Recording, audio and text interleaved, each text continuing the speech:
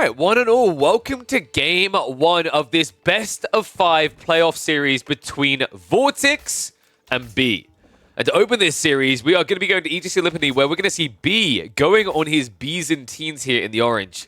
Vortix, however, a very strong pick to kick this one off, right? He comes out the door swinging with the infamous and oh so powerful Delhi Sultanate. So, this is the best of 5 series from the playoffs phase of Energy Slapfest number 1. We're catching up on this after the fact, so for those tuning in going, hey, I already know this outcome, don't spoil it for other people. This series didn't get covered at the time from what I could find anywhere, and that, folks, does it a disservice, because this was a phenomenal series between Bee and Vortix, two closely matched players. Well, you know it's going to be fun when players like Bee open with the Byzantines. I've noticed Bee is doing this a lot at the moment. I would say it's one of his most potent civs, honestly, of the new year. Like, since the buffs as well, I think for a lot of people, Byzantine stocks have been rising. Sure, there were a little few nerfs here and there, especially around like Limitane with the 10% damage reduction decrease. But overall, I don't think that impacted the civ poorly, especially when you compare the alternative, which is now, with this buffed assistance, especially the early game, is so much more threatening. Meanwhile, a civ that defines threatening, because basically if you don't address them in the first 20 minutes, the game's already going to be over. The Delhi. Do I think Byzantines are strong enough to take on the Delhi? With the right map, the right setting, yes. Usually that is going to be 2 sacred sites and something else going in your favor. Unfortunately, I'm not sure Lippany is the map. And Byzantines kind of gets baited into being picked here. The reason is that there's so many berries, and of course the Byzantines benefit a lot from that to get their initial mercs out. Until they reach late game, they have infinite olive oil generation, then they don't care. But in that early mid-game, the whole idea is if you can take some map control, these berry patches that are located quite close benefit you a lot on giving you this layer of control through the first, second, and third pumps of your mercs. Now, we are going to be very quick to that first bump, because it is going to be a Grand Winery build. Makes a lot of sense in this matchup. I think there is a world in which you can try to contest with cavalry up against your opponent here, but it's a little bit dicey. The reason is that even with Triumph, you have to remember the Ghazi Raiders do wallop a lot harder than your standard horsemen. But on top of that, it's the fact that because of this increased gathering rate on berries, the Delhi are able to field quite a few extra Ghazi. And the other issue you run into is if you spam horsemen up against the Delhi, it benefits them further due to Tower of Victory. Think about it this way, right? Like right now, the comp basically gets a 50% benefit rate in that usually it's Ghazi and then archers. If you encourage your opponent to go, say, archers, spears instead, all of a sudden the entire comp at the Delhi is buffed up with a 20% attack speed. And the other thing is, honestly, with the buffs around early game kind of eco, I think Limitane became a little bit more affordable. And that is still, I'd say, the #1 unit for this civ. So, let's see how the openings are going to go here, because I'm expecting Bee to likely just look for a condensed play until he has his first Lombos out. Outpost is already in the way, well placed here on the double outcropping. It's going to protect a lot of eco for him. What's going to be key here as well is getting your timings right around the blacksmith's plays. Remember, when you're playing against Delhi, you essentially go on the clock the moment the tech up completes, because most players right now are dropping the blacksmiths as either their first or second building, typically right after the Ghazi opening via the stables. So, tech up's complete.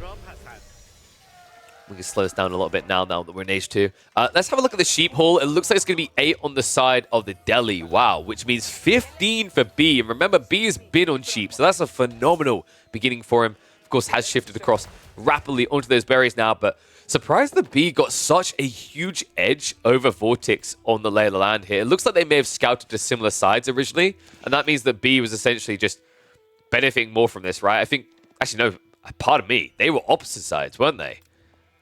So Vortix just kind of missed out big time then. I'm trying to think where this went wrong. It might have just been one of those unfortunate spawns where there's just a little bit too much pumping on one side, reminiscent of what you see on Gorge quite often. I know there has been an issue with some maps ever since the expansion dropped where that does commonly occur. And shout out to Cal for fixing the overlay. Appreciate you, buddy.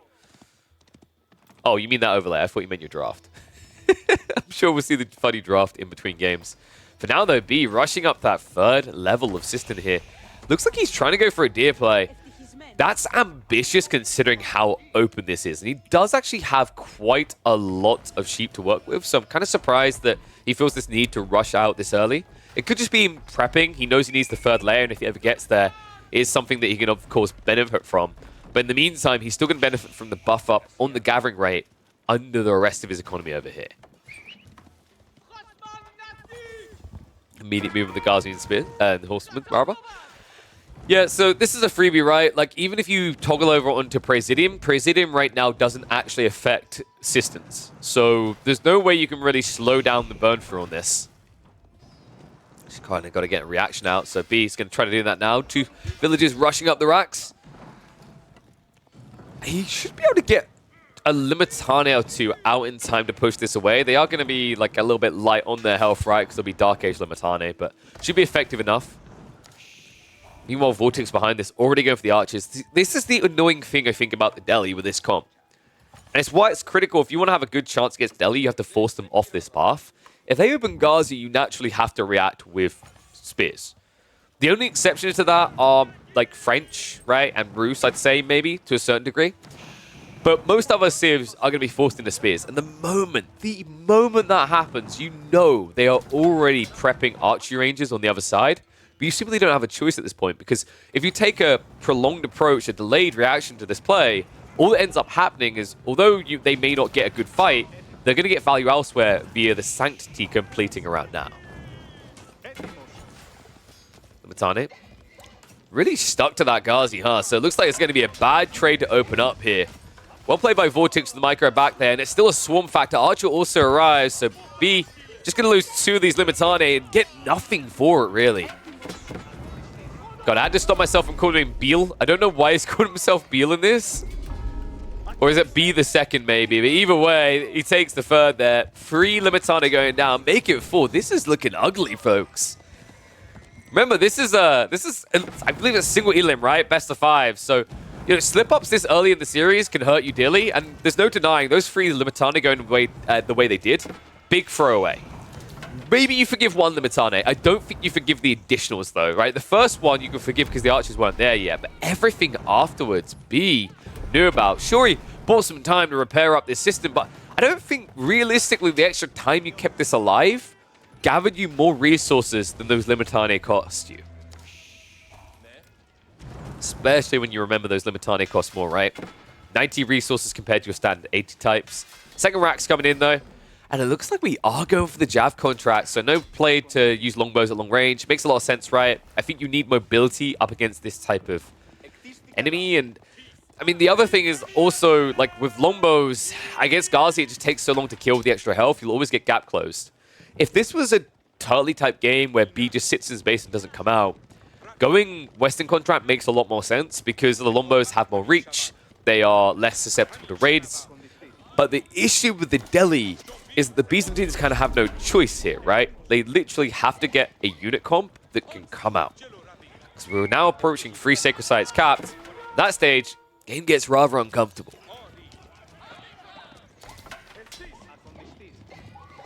I mean, I say it's rather uncomfortable. I think it's incredibly uncomfortable already, right? 2 Sacred Sites, third now being locked in. This stage B doesn't really have a well-defended base. I think the spawns weren't really desirable for him here, right? Like the wood lines off to the sides, you think it would be good, but it still leaves this very open path ahead of you that Ghazi can wrap east and west on your base into. So probably an awkward situation when B doesn't feel like he can bring out the whole army. And that's problematic because Vortix isn't waiting around, folks. Holy... Okay. I wasn't quite expecting such an aggressive castle age timing here out of Vortix. I didn't even think to glance the numbers. I thought we were going to see some non-relenting aggression into the base, right? Some poke and prod. But apparently the moment that he saw that B had confirmed gone for the Javs, didn't want any part of this anymore. So he backs away. He techs up. And now B, about to be a mile behind. I think a mile might be generous here. I mean, Delhi this far ahead... Right, like, militarily, B is stronger. He will be able to get the decap, but if he can't find a way to dive the base of Vortix quickly, it's going to all be for nothing. And keep in mind that B has been baited into Mass Limitane. Vortix already has the Raxes prepped here. This is going to be a men-at-arms spam. Not just that, you can't rush the enemy base, right? Like, if you try to dive towards Vortexes, all that's going to happen here is the Ghazi are going to go in. There is 7 of them. It might not sound like a lot, but remember, with 12 base damage, they have quite the punch. And on top of that, There's going to be plenty of gold to afford these men-at-arms. Free relics already on the way home. Free sacred sites still locked in. B stuck holding his own hand here in the center. Nobody wants to play with him. I'm getting a bad feeling about this one, folks. I think we might just have to look forward deeper in the series. I mean, you know, Byzantines, although they've got buffs, although they seem stronger, I think Vortix just had the correct read to just take his strongest civ to open this series. I think we may just be minutes away from B's discovery of defeat. Not the end of the world, though, mind you. Remember, this is a best of 5. So at least bare minimum, we'll get 2 more games out of this. I'm expecting this one to go the distance, though. I think these two are fairly matched. Right, B really has started to shine at the beginning of this year. I think I found some of his builds, especially around the Byzantines and the Japanese, to be phenomenally creative. More creative and in a different direction than we've seen other people go. But this might be too big of a hill to climb. Men-at-arms count about to go up to 10. At that stage, B's entire army can die. Here they are. Springs the trap. Ghazi wrap around the back. Just trying to keep him in position. Javelin start stepping back to shoot off here. Ghazi bait them out of the way. So there we go. Men-at-arms are going to try to charge through under the jabs. It's not going to be a quick death for B, but keep in mind at this stage, folks, he's kind of stuck, right? Up to almost 40 Limitane. There's no way to go back and just tech up blindly here. Unless you want to die. Right now, he can't give over much ground, right? He's playing out to berries outside of his base. He needs to hold soon. Men-at-arms count has slowed down a bit as Vortix has ran into some eco issues, but he should be moving on to more food. Instead, he gets intercepted on the central berries. Good reaction by the Cav, though. So the splinter group of Limitane will get cleared up. Second wave is coming through there, but on the right side of this engagement, Men-at-arms are on their own. They need to get the second wave out here. Vortix, good patience there, actually. After the initial chase, turns around at the right moment as that was about to get ugly. Remember, although this Men-at-arms player is very strong, there is a small opportunity for B to win if, and that's a big if, he can force the fights.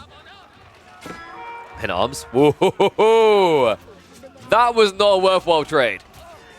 Goes in now, though. Limitane peel off for the villagers. Vortix will have to shift away. 2 of them are going to get pinched, but they are pretty chunky with the textiles. These Men-at-arms numbers are kind of worrying me right now, actually, folks. I feel like B is getting a good trade-off here. Still needs to find his way eventually up to Castle Age. And Vortix, as long as he has access to food on the flanks, these Men-at-arms are going to keep coming. Oy, oy, oy. In fact, these Men-at-arms may have already won. Jav count down to 3. Limitane not threatening anymore. I think that is going to be the impact. The tech's also coming through in the next minute or two. That's going to make this quite the snowball effect. Scholar is still capping those sacred sides. Gold income is more than good enough for Vortix with 3 relics and 3 sacreds. B, well, he has plenty of gold in reserve, but his issue is going to be food. He can't spend it quick enough here. The Ghazi, they are starting to wrap around the side of the Lancers, so that's drawing more attention. B, despite the fact he has 31 Limitane, he's not able to field them all in one location here. And he's getting cut off on all these raid attempts. I mean, it was a nice attempt by B. I think this looked good for a moment, right? Where he starts to get that dicey-looking fight. He starts to poke at the eco. B, I think the downfall here was his inability to shut down food on both flanks simultaneously. Had that happened, this game could have turned around for him. That was the one way, but now, with the Limitane numbers sinking and the Men-at-arms swelling, this one feels all but over. Jams are being spawned out, but they just don't come out in a big enough number. In fact, they get caught so easily like this. B, despite his best efforts here, he has to start realizing that the writing's on the wall, right? Like, this is a stage of the game where if you aren't teching up after that trade, you know what comes next is only worse. Outpost being rushed up here. Vortix, even if he doesn't get this food, remember, he has got the deer right next to his base. So that's why I'm kind of calling it. If it seems kind of premature, what you have to remember is that Vortix has enough food for, I'd say, about another 30 Men-at-arms quite confidently without any risk. Meanwhile, B is running out of safe food, right? He's on the deer now. He's been exhausting the berries. Sheep are all gone. He's into a few olive groves, but this just doesn't feel like enough. At least he's trying to make it look competitive, right, with this jab play. They do have high base damage, but the thing I'm just conscious of here is, eventually Undermesh level 2 is going to come in. And if B can't just find a moment, I say about the next minute to go Castle Age, it's going to be too late.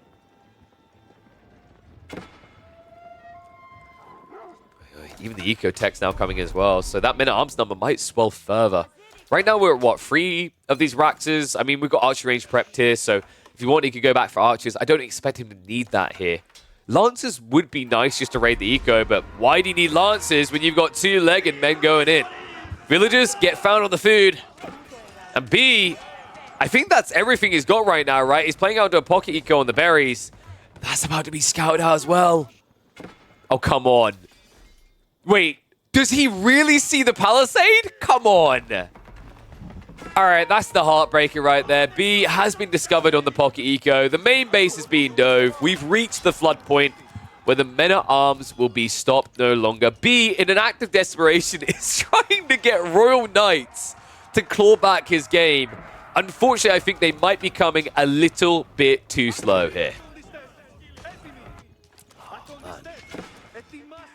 What an interesting idea. If he could have got out there sooner, maybe I could have seen the way, right? Like, just getting knights there with a cycle charge, men-at-arms struggle, even castle versus feudal, but we're talking about 2 knights here. At this stage of the game, I think that's about 3 minutes too late. And the keep drops in the center from Vortix, now just consolidating power, guaranteeing that he's going to be able to get into the TC eco booming via those keeps. It feels like this is the point of no return. I do respect B for trying to find a way back in, though. Like, honestly, I think B has been one of the most creative players around trying to integrate neutral trade posts into his builds. And that was a smart read to come to eventually, that maybe Knights could be the way to eke this back. You know, I wonder actually, in a game like this, if you scouted that neutral trade post early on, this could have maybe been a Hippodrome play.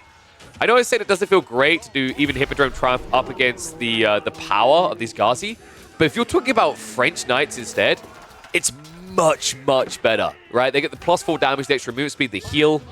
Very effective tool, but that would have had to have happened at a very early point. Obviously, the Hippodrome would have had to have been built, but he would have also had to have moved out for that Knight play. I'd say about 6 or 7 minutes into the game. Sadly, 10 minutes later doesn't quite cut it here. That should be GG. Game 1 will be going to Vortex, but don't worry, folks.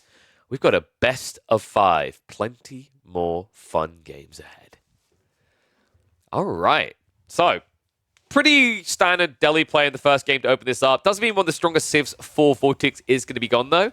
So, an opportunity to bounce back for his opponent here. Look at the draft. Next up, I believe we have Ayyubids versus Ottomans. I think that's quite heavily favored towards Ottomans. Even before the nerfs to Ayyubids, I'd say that that matchup was pretty reasonable for Ottomans. They had ways they could fast castle as well. It had impact.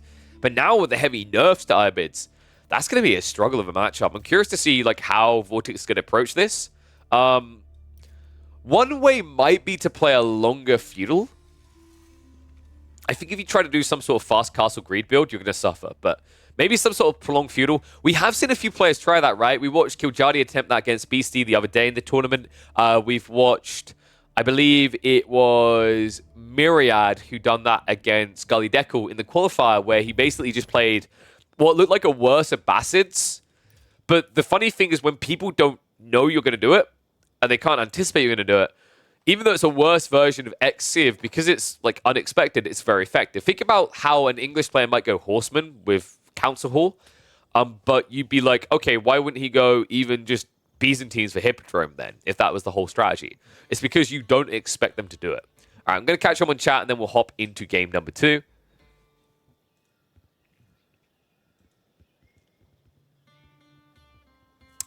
In this tournament, I felt like way more players were playing Delhi than Juji. Yeah, because Delhi can like end the game very easily in 20 minutes. Delhi is like the most flexible and oppressive civ in the game. And yeah, basically, if you want to beat Delhi, you have to pick China. I think Order of the Dragon might have a way, but people haven't like figured out the permutations yet. Delhi's the new Juji? No, Delhi was always what Delhi is. Like, don't mistake that. Delhi were never weak. I don't know, like, who brought on this like expectation that Delhi are weak. They've never been weak for years now. The only reason their win rate looks bad in ladder play is because the top players don't play it on ladder because they know what to do. They don't need to practice it because they know how to execute the build. And the funny thing is that with the Delhi, there's not many civs that force you into a different permutation, right? Like, so if you know how to execute the first 20 minutes of play, typically your opponent is reacting to you, which means that although you may need to do something different in the game, fundamentally your strategy is carved out and your opponent has to follow your dance, right? So instead of it being on a strategic level, you have to change what you're doing. It's tactically, right? So difference between strategy and tactic. Strategy is a whole overarching plan. A tactic is something you do within a strategy. So at Delhi, there's a bigger focus on tactics, which a lot of the top players don't need to really practice. They're very well versed in making small micro adjustments. It's not like they have to change their entire build order. Delhi, for a long time, has kind of just been a problem. And I'm surprised to this day that there hasn't been any sort of strict rework, because what they do to the game, I don't think it's broken on the casual level, because people don't know how to fundamentally use it to the maximum. But for anyone who has that knowledge, who has that ability to execute a Delhi build almost perfectly, it feels nigh on unstoppable unless you have the correct civ. It is incredibly potent, the way that civ operates. And it comes down to a bunch of things. It comes down to the military efficiency, allowing your independent buildings to be doubly effective. It comes down to, of course, the sacred sites in the feudal age, which generate even more gold for you. It comes down to the fact that they have Ghazi, which are one of the best units you can get in feudal age, full stop, and they always open with it. And then there's things like blacksmiths, upgrades along the way that they don't have to pay for, right? So every time you feel like you've started to get back in against that civ, they surprise you and move ahead again. It's very weird. I would like to see some people experiment with the idea of fast castle builds to get out of a sticky situation. But even then, if you're going to do fast castle, the best civ to do that type of thing, once again, feels like Chinese against this civ. And Chinese don't need fast castle necessarily to do that on their own. The reason why Chinese work so well is they Barbican drop the central sacred site, and the Delhi essentially feel like they're playing a 2 sacred site map. It really changes the dynamic of the matchup at that point. Same reason why I've been saying, if you want to play Byzantines against Delhi, pick Himiyama. Himiyama is a really good map for the Byzantines. Decent amount of berry still, only 2 sacred sites, and the limited wood is something that actually can be punished on the Delhi side as well, right? So Hippodrome makes sense. But should we get ready for the second game here? Hopefully that provided some insights and made sense to people. Let me know if there's still questions. I just realized this was marked as a BO3. That's my bad. I should have updated that. This is, in fact, a BO5.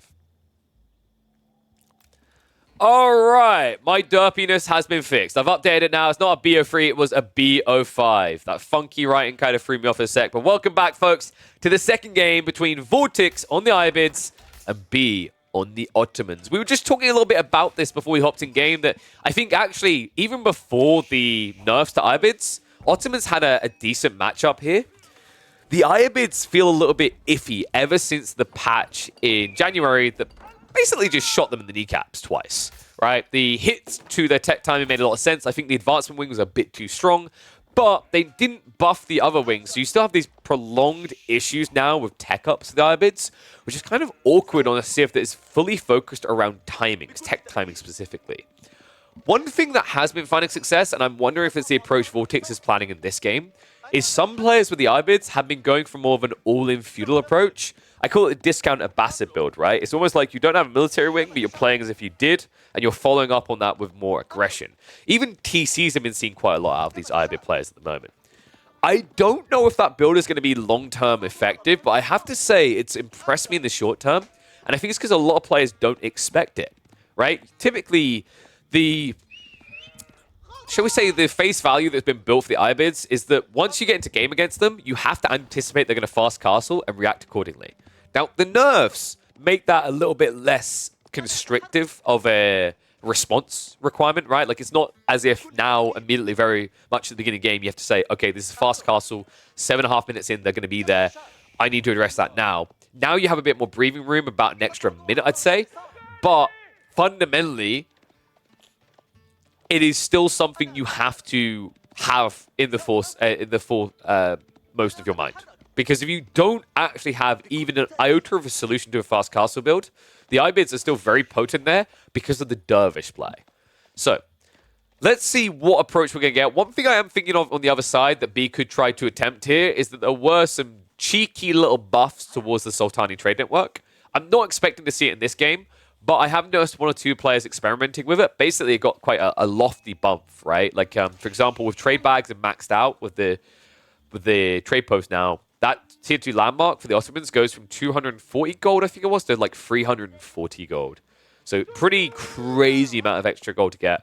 I don't think we're going to see it in this game. This feels like the type of game that's going to be dictated by feudal play. So I imagine we're going to be seeing the Madrasa. On the other side of it for Vortix, it looks like he has gone for the military ring reinforcement. A little bit surprised by that. I think this is one of the matchups where maybe growth feels a little bit better. Just because melee wing, I mean, sure, your opponent might want to open Sipahi. He is going to have spears to begin with. But realistically, going into archer play isn't a bad thing for Ottomans in this matchup. If anything, I think actually it's probably the best comp to get into, right? If they force this awkward situation where archers are required on both sides, Ayubids don't have any upside to that, right? They don't have composite bows later in the game. They don't have boot camp in the early phase of military wing. And they don't even have a better eco than the Abbasids, right? That's another kind of thing that I always have to remind people. Remember, the Abbasids get a 15% gathering rate. These guys only get 10%. So, like, fundamentally, if there's anything focusing around, like, eco, if there's anything focusing around this military aggression prolonged, at least, I feel like that's where Ayyubids are quite often weak. Because they rely on the hit of the initial tech up, right? Getting free extra villagers, getting resources, getting your techs for free, immediately getting dervishes. All of a sudden getting your hands on faster tech timing. The only exception to that rule that I've seen is Trade Wing Bazaar and Advisors. Advisors is something that is going to benefit you permanently, and Trade Wing Bazaar, although it has an initial hit, is something that can continue to ramp. So, curious to see if we're going to get something innovative there, where we see maybe a Trade Wing returning to the meta. But for now, Vortix, pretty standard here. I think he's probably the most consistent user of Reinforcement Wing. Guy just loves these Desert Raiders, and for good reason. I mean, he's a micro god, right? Vortix is considered one of the absolute best. Easily a top 5 when it comes to micro play. I'd say easily a top 3 when it comes to micro play in AoE 4. Take on offside. Did end up being the Madrasa in the end. Not usually the position you want to put it in here, but it's retracted away, so this is still fine for B. Typically, you want to put it on the southeast side of your TC, but the issue is he had to strike the tree there. He didn't want to sacrifice that before it was chopped, and it already started building at that point. So this has actually been quite a popular play at the moment, hasn't it? Have you guys been seeing this as well? I've noticed a lot of Ottoman players do this with the military school opening. It used to be about going across the field and poking your opponent's gold, but now it's about deer pushing. He just pushed these deer all the way in. I don't know how far they were. I imagine they spawned about here looking at the map. That's still quite a distance to cover, right? Like, it's quite interesting because even if, for example, you got Vortex's spawn, you can actually take the time to push these deer all the way back to the TC. This might be a fast castle. Is this like 2 TC fast castle? Because it's feeling like it right now from B. He's got 5 people out on the stone. He has up to 200 plus wood already. I have seen quite a few fast castle 2 TC builds. In fact, I'd say like right now, I want to say around 60% of the games I'm seeing out of the Ottomans involve a second TC. At least at the highest level of play. Because it gives you a lot of options, right? Like, it actually works very well for a lot of builds, whether it's fast castle or full feudal. Either way, it gives you the lifeline you need to go for it. If he was to go for a second TC here, it would be a bit dicey though. Because look at the spawn. Deer is really far away. He's already pushed one in. So it looks like instead this is just about the military school. Second one coming online. Blacksmith should be just behind it. And I imagine we're going to be looking at a few Sipahi to poke and prod at the field. Meanwhile, for Vortix, it's just going to be your old Ayyubids, isn't it? Yep. Fast castle. I really hope he doesn't go advancement. I think it's nice to save 24 seconds and a little bit of resource here, but it's just not worth it often anymore. I feel like this is the type of tech you choose when you're desperate. It would be much better to go for logistics here, or even maybe just go for growth wing. I'll have to see which way he wants to go, because it looks like he is saving for something different. Maybe trade wing. I'd love to see it. I think it does still have some potency here, right? Especially the military units can be very effective at this stage. Also, Atabeg works quite well. If you're planning a Gulam spam and you are ahead on tech like this, Gulam spam with Atabeg health can destroy in these type of games. Typically, if you're going for that play, though, you're going to go for the Atabegs as your tier 2 landmark choice, and then just use it in 2 Raxes or 2 stables. So instead, it's going to be logistics. Let's go. Dude, I love this one. I remember one time I saw, I think it was Vortix or Luciferon actually used this build on Prairie before Ayyubids got nerfed. The whole idea is you just rushed out on the field, and with this superior timing on going for relics, even the HRE couldn't contest you. And, well, Ottomans definitely don't stand a chance here, right? They haven't even started their tech up yet. They can't think about going for the Imam point. They don't have enough Vizier points as it stands. Double Stables now being dropped by Vortex. Dude, this game is looking really clean from him. He's got double Desert Raider out. There's been no losses there so far. The Spearmen have all been sacrificed on B side. I'm a bit worried Vortex is going to be too far behind here. So, like, what has he realistically got going for him right now? Sorry, B's going to be too far behind here. What's he realistically got going for him right now? He hasn't got his tech up ready yet. He's actually still, like, about a minute and a half away from being Castle Age. In that time, Vortex is going to have, what, probably, I'd say, 2 Lancers at least out. He's going to have 3 Dervishes riding. This is not looking great. Because B right now didn't go for anything extra, right? He didn't go for a TC. He didn't go for the Imam pump timing. Realistically, in a game like this, it's very easy for Vortex to get 4+ relics. The poke and prod as well, man. He's even killing villages. Sick micro there. And the Sipahi just terrible to trade here, right?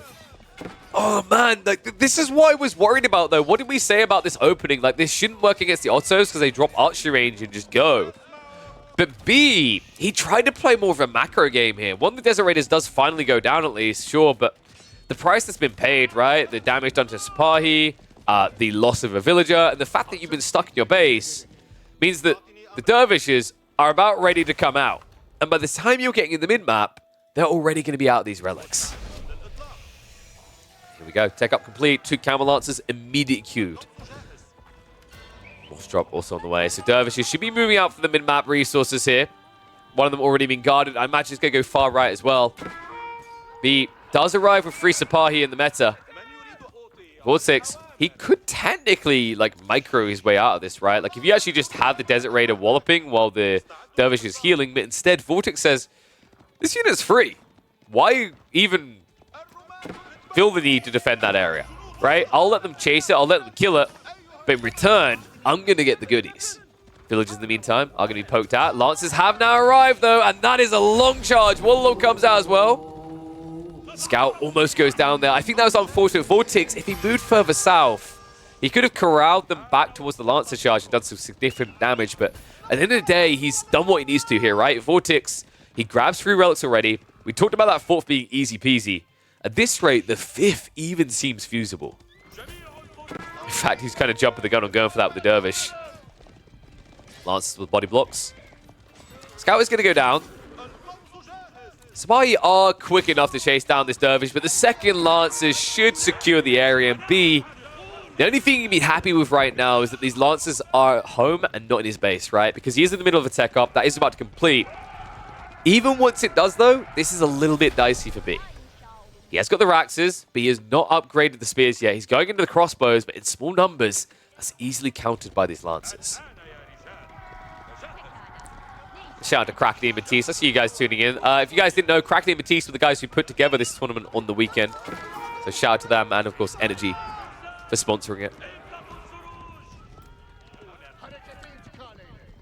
What is the move for B now? Because he's still kind of going to be behind. I wouldn't be surprised if Vortex considers, like, maybe TC here. Probably doesn't need to. Like, I think if you continue to commit, switch over into, like, crossbow play, and then spam magic dinks outside the base, it's pretty effective. Raid meanwhile coming in on the gold. Villagers do survive the excursion. And Janissaries being queued up by B. Oh, wow. This is a problem, isn't it? Vortex is quite crafty. He's switching into archers, and what's super effective here is, like, regardless of whether B goes Jannies or crossbows to answer the camels, archers answer both of those things. That's kind of a wacky one, right? Like, I feel like we've seen this type of cog quite a lot of the Ayyubids, but it's a big part of why I was highlighting the Ottomans, you know, that they can work quite well here, but it has to be kind of a prioritized fast castle build, right? Or an all-in and feudal.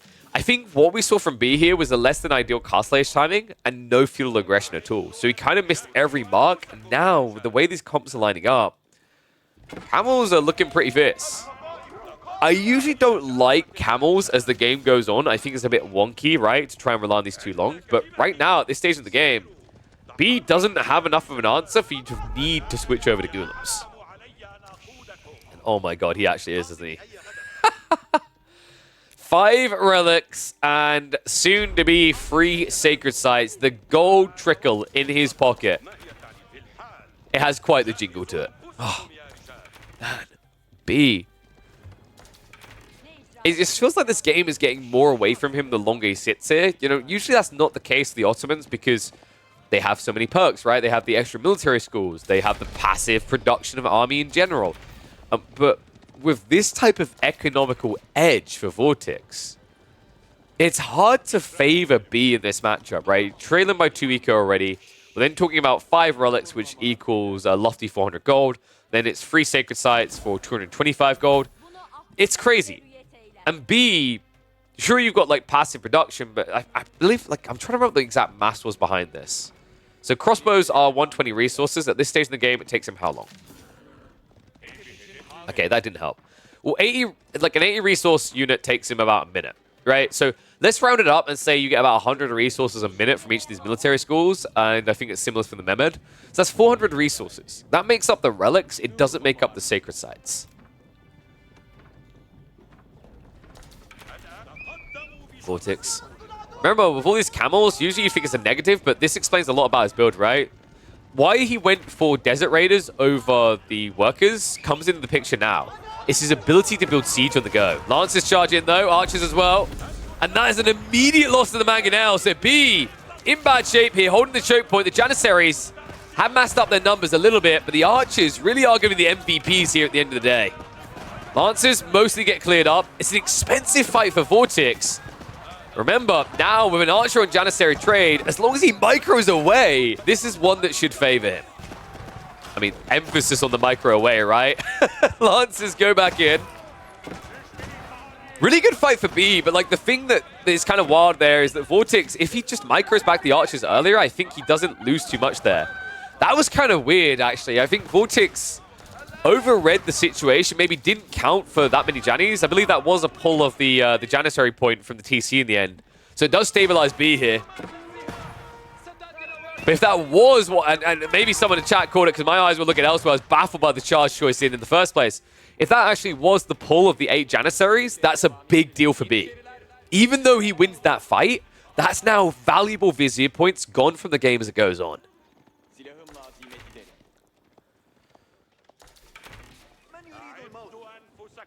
A little bit surprised that Vortix is still going back for more camels, though. I don't know. I think, like, honestly, with what you just saw, Men-at-Arms just makes sense. I don't feel like you should be relying on camel lancers consistently unless you're planning to raid. Like, what we just literally saw there was a big part of why Ayubids lose a lot of games, right? Where they just run their entire army in and die. Remember, camel lancers are raiders, right? They function best as a raiding unit, not as a direct fighting unit. There's always going to be a convergence point where they get used for that, but typically a lot of players have learned to switch off of camel lancers after that point. It's quite worrisome that Vortix chooses to stick with them.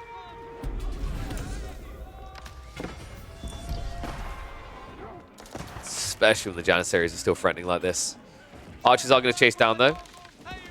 B may have slightly overextended here. Needs to be a little bit careful. These Janissaries are slower than the Archers, so they can get tickled down. Good micro there to just trade off getting rid of a camel lancer. I kind of like that B has added in 1 or 2 knights here, actually. It's pretty cool because that might be part of the reason why Vortix feels like he should still be going for camels, right? Because you debuff, you also trade well up against knights directly. But it kind of just feels like a losing play long-term, right? So I'm still waiting for that convergence point where Vortix says, okay, enough is enough. It is time for Golems, and we have reached that point.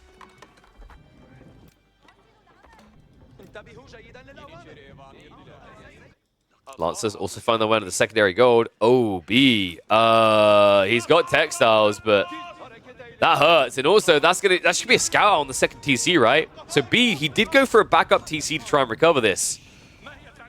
Lancer is going to be addressed by the main army, but dive comes in on the wood line. Vortix striking in 2 locations at once. Has to back out temporarily, though. So this is an interesting time now for B. Like the second TC, I wondered if he was ever going to try it, right? We highlighted that in a lot of Ottoman builds, they look pretty good with this. Typically, it becomes before the Castle Age. Like this right here is a recovery TC. Funnily enough, Vortix, I don't think he saw it in the end, despite the fact that camels have more vision than standard cav. He didn't quite get a glimpse of that town center. He was on the very edge of it. It's unfortunate. If he'd seen that, he'd know exactly what he needs to do. That being said, it's Vortix, a guy who has a 10 out of 10 rating on aggression. I think he knows what he wants to do, and it's always going to be the same for him. It's time to attack. Ram's coming in. Gulam's also on the way, so that is the critical detail, right? Gulam's up against the Janissary is going to be super effective here. Sure, the Janissaries do have decent base damage, but at the same time, they don't have much health. They don't have a great ability to run away. These Gulams, it's the timing we were waiting for, right? Arguably, Vortex should have been here maybe 2 or 3 minutes sooner. But he gets there when it matters, just as B is reaching in for his greed. B now just trying to rush into workshops to be ready for what's coming. This is one of the big issues in this matchup, right? Is the ability for Vortex to just build siege on the fly in your base. Rams, love this. Go straight in for the blacksmiths. Remove the boosted up production rates on all these buildings. The Mango's going to try to take them down slowly, but slowly really is the key word here, isn't it? Definitely not going to be a quick kill. The Blacksmith's also working. Springald does look for the sniper of the Mango, able to get away quick enough here, though. Rams now turning their attention onto the military schools. Vortex knows he's got time here. If B could defend, he would have defended before the Blacksmith went down. Gonna have to soon, though. Mango shot comes in. Problematic here, trying to trade out for Springall's B. Vortex, I think Vortex got the shot at the same time. There you go, trade out 1 for 1. So Mango is able to warp into this, but the Janissary is so far ignored. The Archers are going to start step perfectly here. Only 2 or 3 of them getting clipped by those Mangos. Whittling away at the Jannies from the side. Mango shot finally comes in on the deeps, and B starting to fall apart here. 40 military to the 28. Mango might finally get sniped out as B gets another Springald out. And Vortex will have to back up here. He's got a good trade. As long as he doesn't lose the Archers on the exit, this is worthwhile. The Gulam's there to hold. He should be able to back away safely. Yeah, these Gulams are doing God's work, right? Like, this is what we were highlighting against the men-at-arms. Even they're doing pretty well. They haven't reached the Janissaries. It feels like GG. Right now, this one Mango is problematic, but it looks like it's an overextension. B comes a bit too far forward. The Gulams do charge on in. I think unless there's a villager pull, that should be the catapult going down. In fact, he doesn't even micro it back quick enough. B miss micros here. Loses the Mango, and now he might lose the rest. Blacksmith trying to be rebuilt. Archers diving over to it. Men-at-arms are going to return to the chase under the Archers, remember. They were idled over on the Gulams. The B, this is kind of a sticky situation right now, right? Look, he just can't get the bream room he's looking for. And at the tail end of that fight, after building an eco lead, he now finds himself once again behind. I'm getting a bad feeling, folks. I've been a bit skeptical about B's approach for a lot of this game, and I think, you know, Vortex kind of gave him a gift camel, shall we say, right? With that camel lancer fight where Vortex threw away an army, I think, worth double the value. But now we have an awkward situation, right? B, even though he went for this 2 TC play, it hasn't really paid off. And meanwhile, Vortex, because he continues to have this map control, was a critical stage in the game. If he was pushed back to his base too quickly, it would have been a complete flatline of his food eco. But because B lost that fight, he's incapable of marching out onto the map still.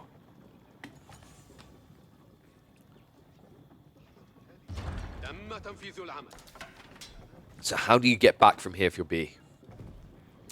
Siege is going to be critical. One thing I think B has done quite well is blocking the choke points to allow Siege to exist. But one thing that he's also struggled with is getting sufficient Springals together to solve for the issue of his enemy. Now, this is a problem. He's ran out of food. He's having to switch into farms. Long-term, great, but in the short term, if I just highlight that Siege is your problem and you need more Siege, that means your wood is going into the wrong location. Vortex now looking for the right one. Dive towards that TC. Only a few torches, but these are Castle Age torches, so they work pretty fast. Springles trading out. Good start there coming in from B, but a heavy wallop by the Mango. Not the way you want to start this off. Springles have been sniped out. Vortix gonna get another Mango shot out, and it's a decent one. Not a great one, though. Looks like the siege has been given away again, though, by B. Oh my god, this can't keep happening. B, it's like every time he makes the right move, he follows it up with a complete misstep. Folks, the difference is you can't afford those missteps anymore, right? Before it was just archers, now it's crossbows as well. A great answer to everything B is doing here. I mean, it's baffling as well, right? For all the praise I give B about how he holds the choke points, time and time again at the tail end of these fights, he's leaving something a little bit unguarded. This time it was the siege. He's lucky not to lose everything there, but still, Vortix able to quickly just revamp into more anti-siege and look for another dive.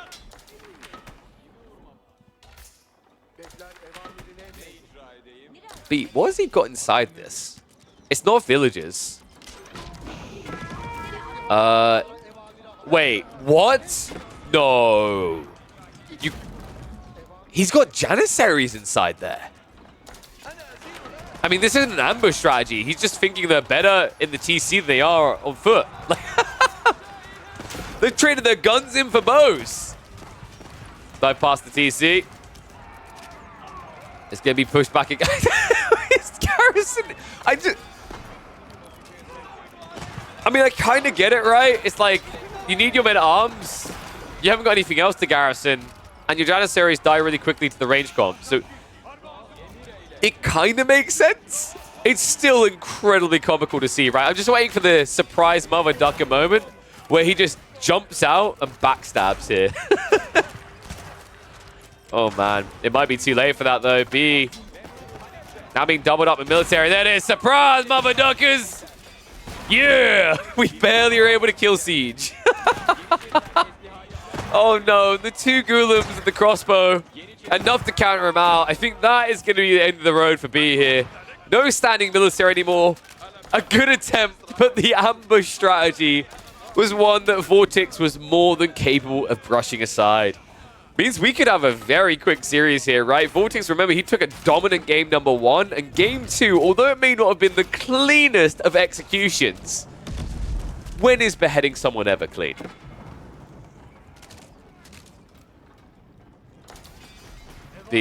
Still trying to believe in the power of the Ottomans, right? Like the infinite massive production. It can do it, KP. No, it can't be. Go game 3. See if you can make the reverse sweep dream happen. Oy, oy, oy. What a scrappy game, actually. That I don't know, like, I'm still not sure how I feel about Otto Ayyubids. Because I think I said at the start, is like, before the patch, I felt like Ottomans had some decent matchups there. Afterwards, they should feel even better, but it just felt like Vortex got to play pretty much a standard fast castle Ayyubid build. I say standard, of course, times have changed because the advancement wing kind of sucks now. But the issue I saw in this game is that B had no ability to set map presence because of that early Desert Raider. I think if B had just bothered to dip into an archery range early on, his game would have looked a lot better. I think that is my biggest sticking point about where this went wrong. He had no way of scaring, addressing, or whatsoever that initial Desert Raider, and it kind of cost him everything. Had he been out of his base maybe a minute and a half sooner, he would have been blocking dervishes, he would have been killing them off, and all of a sudden this fast castle timing for the Ayyubids doesn't have the gold jingling in their pockets to keep the Camel Lancer spam going. Alright, but don't worry, it's not over yet, remember? These are BO5s. Vortex does go 2 up on the board, but he'll need to secure one more win to make it through to the semi-finals of Energy Slapfest number 1.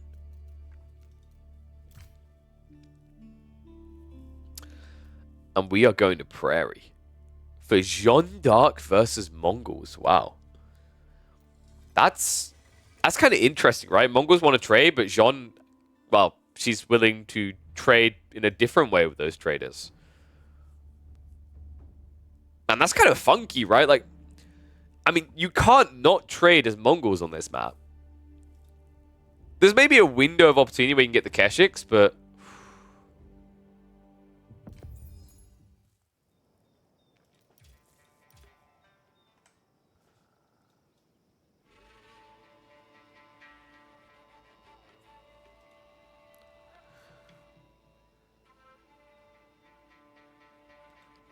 There we go.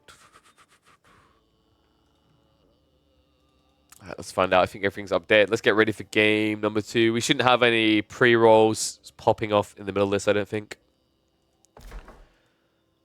Curious to see how high-ranked Mongol play works. It's quite strong, the Dutch guy. Like, a lot of players will actually ban Mongols in competitive still.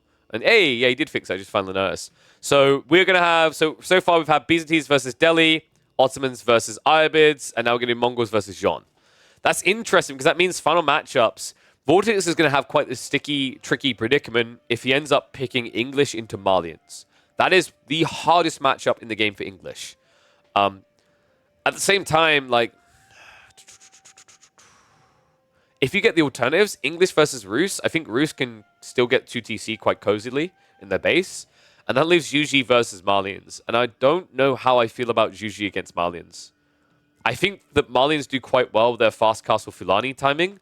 And mass javelining kind of shuts down any Chiganu potential. But we'll find out. Let's focus on this game first. Let's see if we get further in. I think Frisian Marshes might have been drafted, so we might get that. I like that we're starting to see Frisian Marshes in general again. It has been quite the joy. Oh, let me flip the score there.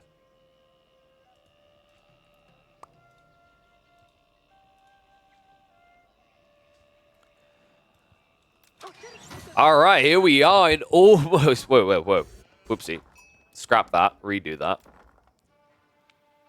Sorry, my mouse...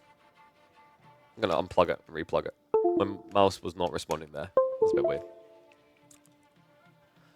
All right, here we go. Potentially Bee's final game of Energy Slapfest #1. And he'll make his last stand on Jeanne D'Arc.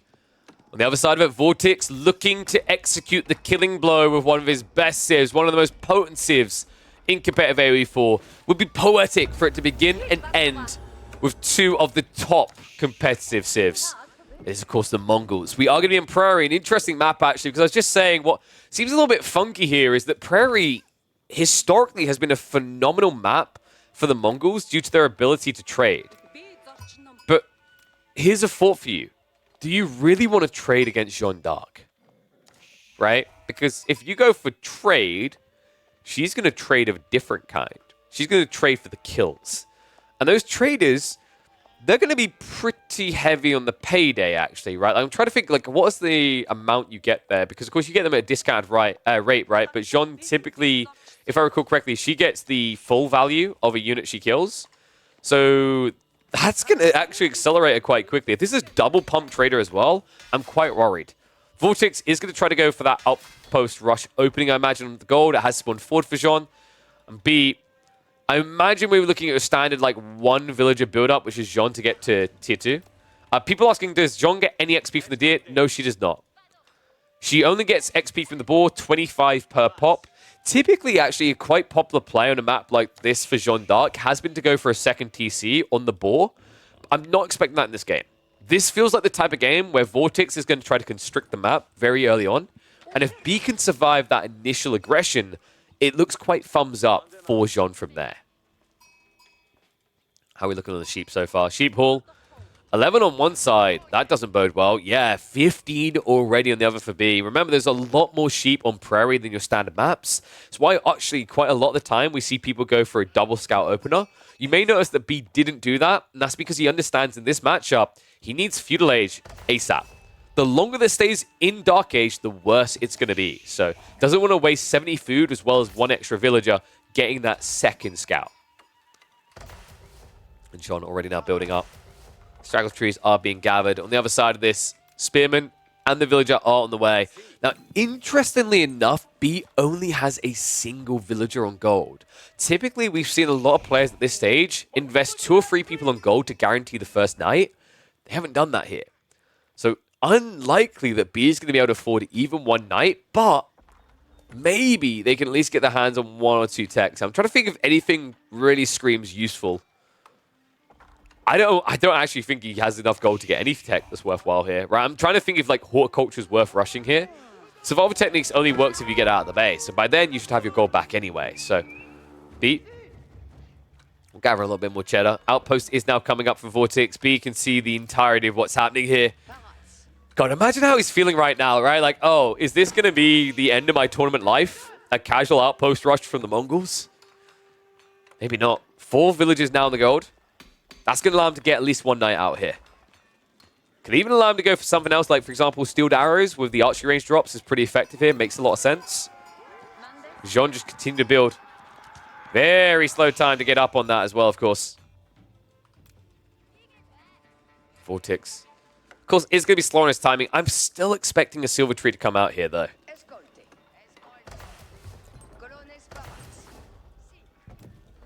It feels like it's taking a lifetime, right? Because you're just watching these bars and wondering, okay, at what point does B just have to rush this school of cavalry? I don't think he does. He just has to accept that gold is not going to be in his arsenal anymore. And in fact, he didn't go for the knight. He went for Wilbara instead.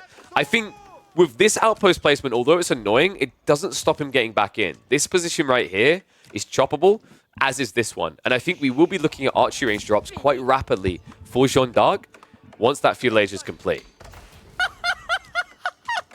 And shout out to Camille for the gifted sub. Appreciate you, buddy. Now we're looking on the other side, Vorti. Last of the food being dropped off, and that should be the silver tree on the Uvu. Okay, he's going to build it at the front, but still, this should be double traded pump. But this is kind of dicey, right? Like, you've got some breathing room, you've got some time, but one thing that does scare me a little bit when I see someone doing this is now that you're going to invest in a trade, if you just try to ramp it up quite quickly, Jeanne is still able to punish that. Look at what she instantly does. B doesn't even hang around. He goes hunting. Oh my, oh my. Horseman also, dude. I actually love this so much from B. Plenty of food on a map like Prairie, right? Knights are nice, sure, but if you're not planning on fighting directly, why not just go Horseman here? I was worried that B was going to be a step behind with a 1-unit comp, but Horseman plus Archers, pretty efficient against what Vortix wants to do, right? Think about what Vortix has to build. He started for Axe, which means Spears. You'd think you want to go Keshiks next, but that's just not easily done if gold gets denied. And if you look at where the gold vein is, because he placed his TC next to the wood line, he has nothing to guard this right now. Well, the trade is going to require gold as well. So if you're looking for alternative methods to get that cheddar, don't look towards the silver tree yet. Boar is at least going to get taken down to 25 XP in the pocket. And B on his way now towards the gold. There's something poetic about it, right? Anything you do to me, I do to you.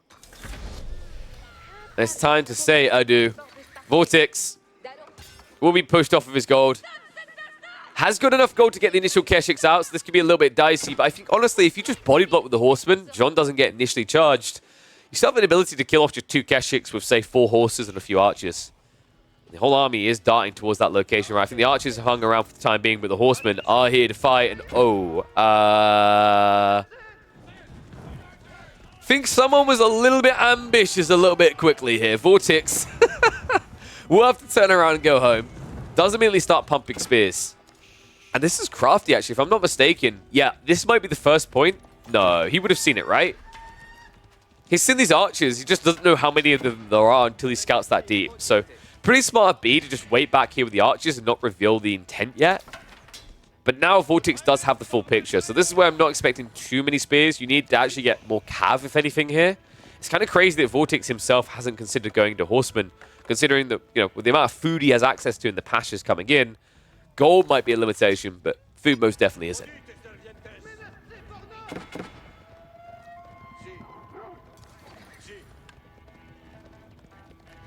I think it says everything it needs to about the Mongols that people still prioritize the silver tree this much, right? Like, trade is the game breaker in B's eyes. He just can't allow it. Right now, his landmark is mostly irrelevant. Like, he's done a good job of making it relevant with the Horsemen, right? But if he can stop the Mongols one from coming online, it becomes a very big boon. Because the thing you have to keep in mind is that B prioritized the consecration on the cavalry. Why is that so important? Because he's making huge savings here. 25 food per horseman. This is kind of crazy, actually, right? Like, you know how I always say that horsemen, they just look like spearmen with a pony? It kind of feels that way from a cost perspective, right? Although these ponies seem to be kind of like very sleek and they are in a very specific diet. You're only paying 95 resources for a horseman compared to 80 for a spear. Not bad. Allows him to save there, then put more resources into archers. Love the fact that B is also now going to spearman himself, realizing that Keshiks is a reality that is coming into existence here. Dude, what a cool build. I don't think I've seen anyone utilize mass horsemen on Jeanne D'Arc like this. I mean, I don't think I've seen anyone bother to go mass horseman early game with Jeanne at all. Right? Maybe 2 or 3 because you can't afford knights, but never a full focus on it. Now, admittedly, the reason why it's mass horseman is because you can't afford knights, but it's just incredibly effective from a monetary standpoint due to the School of Cavalry consecration buff. Keshiks, we're going to cut off reinforcements. Unfortunately, now that spearmen have started being added in, that becomes more and more difficult. A little bit ambitious on the training from B. I wouldn't really recommend this up against Keshiks that outnumber you. But still, the main army is now big enough to start denting the defenses. It's only an outpost so far for Vortix. The horsemen going to lead the way. Immediate garrison response. Archers will start to dive. Horsemen just need to peel off and go straight after that outpost. The archers are going to stand their ground underneath this. Jeanne going in deep as well. The Keshiks get baited and surrounded. Second wave comes in, though. Cleaves on the backside. I love that. He's tanking with Jeanne against the spears. So the horsemen completely protected. Divine Restoration is going to come through. We'll have to back away here. B overextends a bit, and Jeanne is going to go down. So the maiden dead. B will look to reset in the mid-map. Cannot stand next to the Mongols anymore. That was pretty crafty, though, actually. Getting Jeanne on the right side of that, baiting the spearmen around. It meant that those spears weren't able to clear up all the cav. Most important factor here, right? Like, even with the discount, those horsemen are the most expensive unit for B. So if there's anything you can't afford to lose right now, it's them. Love the repinch here. Horsemen just outnumbering the Keshiks, right? So although these Keshiks can heal, sure, it's whenever they're outnumbered, they're not going to be able to sustain. Vortix does survive for the time being. Keep in mind, however, he is yet to start trading. First trader coming out in a few seconds. But this is looking a bit grim, right? Like, I'm thinking Jeanne comes back here. We're probably looking at still a 10 to 15 military lead for B. That's a scary point in the game for Vortix, and it gets scarier still because B, with that aggression into the Mongol base, drew all the Keshiks back. It meant that B could get out of here and get on the gold. Now, with gold access, that's where we start looking at maybe the potential for knights. Even if not knights, another big play right here for B would be to drop a blacksmiths. Actually, I'm surprised he hasn't already. I think that's maybe one optimization I'd recommend in his build. Not getting blacksmiths by now when you've got 12 horsemen and 7 spears doesn't make much sense. Remember, Jeanne D'Arc, just like the French, does get that blacksmith melee tech for free. That's going to be re-secure on the primary gold now. Outpost goes down. This is not as much about securing the gold because he's already got an outpost up on the secondary. This is more about the fact that he's giving free info away as long as that outpost is up, right? Like, Vortix was able to see the archery range, the stables, even when Jeanne comes back. But now, Vortix is playing more of a blind game. Trade count. What we're looking at right now. I mean, it's what? 2? Maybe 3. It's 3. He's full on pumping it, isn't he? And that's a bit scary, actually, for Vortix to be doing right now. He's up against a lot of cavalry units. He doesn't have many points he can defend on, right? Like, that's the danger of doing this on Prairie. Mongols are usually very powerful for trade on Prairie because of the length of the map and the fact that they're the aggressor. But right now, I've got question marks about whether Vortix has any way he can truly aggro. Does try to dive into the Keshik here, but that just feeds over some XP to Jeanne. And a Spearman plus a Knight could easily just keep pushing this way eternally. While they're doing that, the Horsemen right across the open battlements. So I actually think you just go for the Silver Tree here. Right? Like, wait for the traders to come back and kill them, but in the meantime, just torch down that Silver Tree to at least half HP. He has got enough torches for that. Still no blacksmiths, though. Okay, there we go. As soon as I critique it, it does come in. So these guys just got juiced up. 10 damage each. It's pretty problematic. So the Pincher does get one of the traders. Able to easily move away before the Keshiks can do anything about it either. Yeah, this just feels really annoying if you're Vortix. You can't ever get the fight you're looking for now. Meanwhile, elsewhere, you know your opponent has access to the resources again, right? More XP going to Jeanne now. She takes out the ball. The traders, a crafty idea here by Vortix. He's trying to go to the south side to get out of the way. B is finally going to try to address this directly.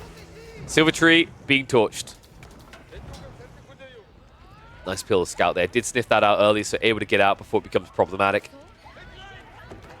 Elsewhere, B's making a heavy switch into Knights, though. Like, despite the fact that he was stuck on a Horseman for a long, long time, he found his value. He reaped his rewards, right? And now he reaps even bigger rewards, because going for the Knights after the Horseman, I mentioned there's a big saving there, 25 food. It's even bigger when you're talking about the knights. You're saving 35 food per.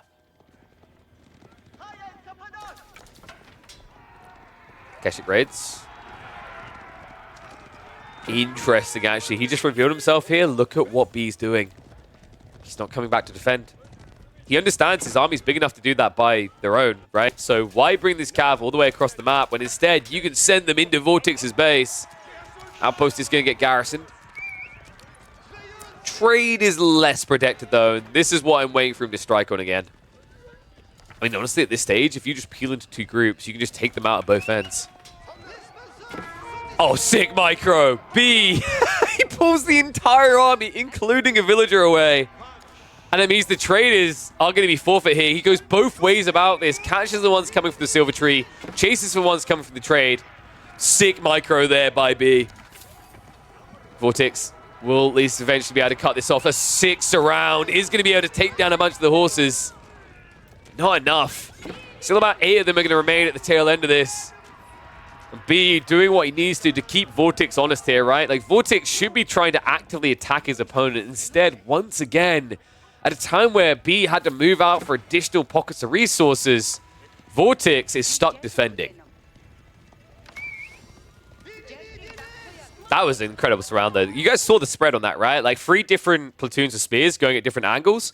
That was so close to a complete wipe of the caravan. That's important because if B loses these horsemen, he loses his effective raiders, right? Yes, you have knights, but they're slower, and they're kind of your front line. So keeping these horsemen alive makes Vortex worry about the trade. And it means that if he's worrying about the trade, he can't be attacking your base.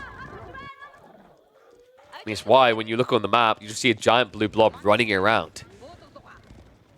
Looks like Vortex is macroing up to go up to Castle Age here. Interestingly enough, on the other side of this, B is not doing the same. Oh, this is dangerous, actually. Not for who you think, though. I think this is more dangerous for B because Vortex is going Kurotai, and Kurotai is going to damage buff all your units to the point where it's almost like you already got your Castle Age techs.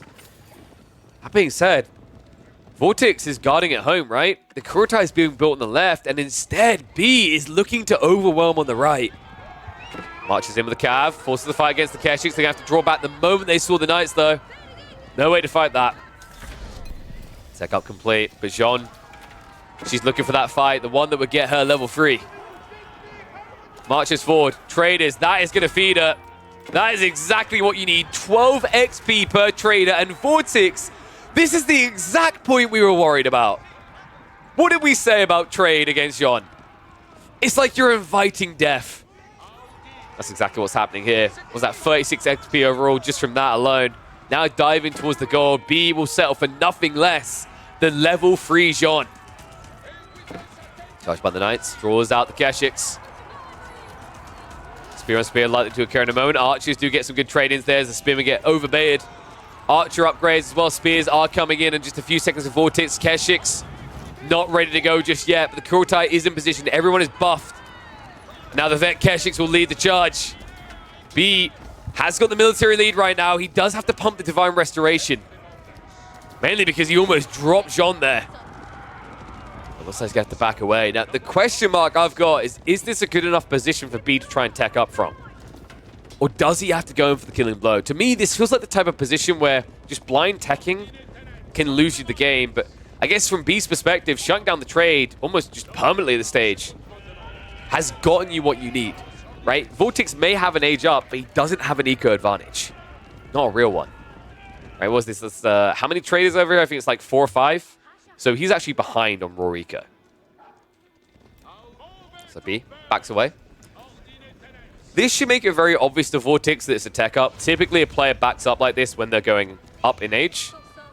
But B, to him, it's like a double age up, right? Not only is he aging up, he's leveling up. Level 3 Jeanne. That box has now been ticked.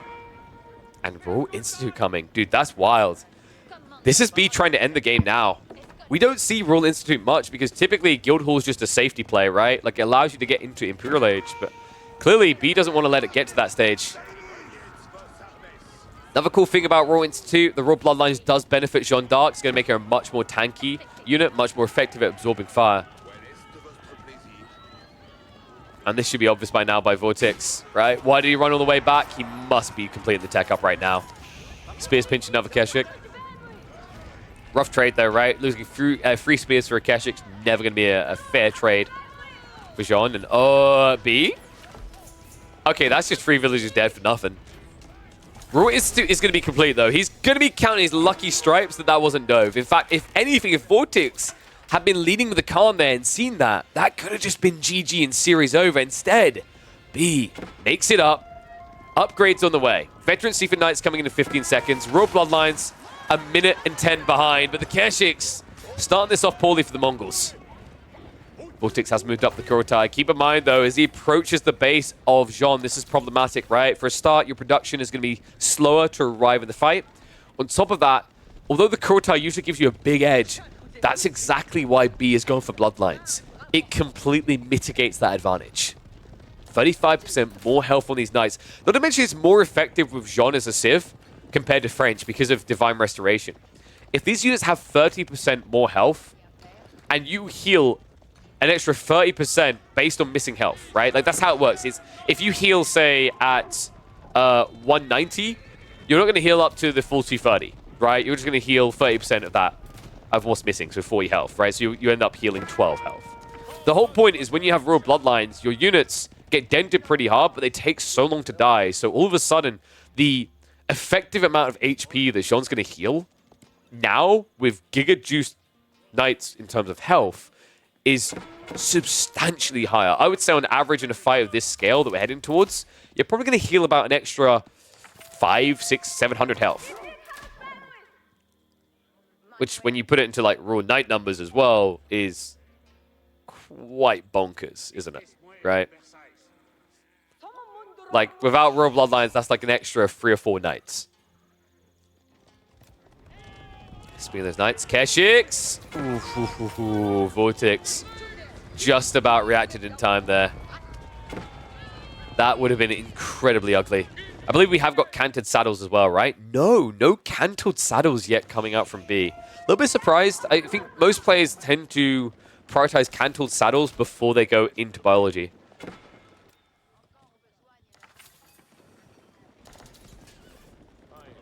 Looks like we have got Gambesons queued up as well.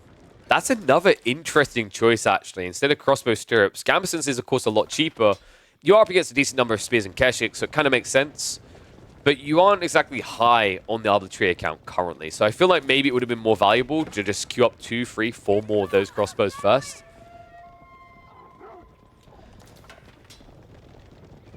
One thing I would love to see here from B, and something that I've noticed Louis is especially incredibly good at with Jeanne D'Arc, is finding a way of integrating siege here, right? Because now that you've got the Ordnance Company, that affects not just food, but wood and gold as well.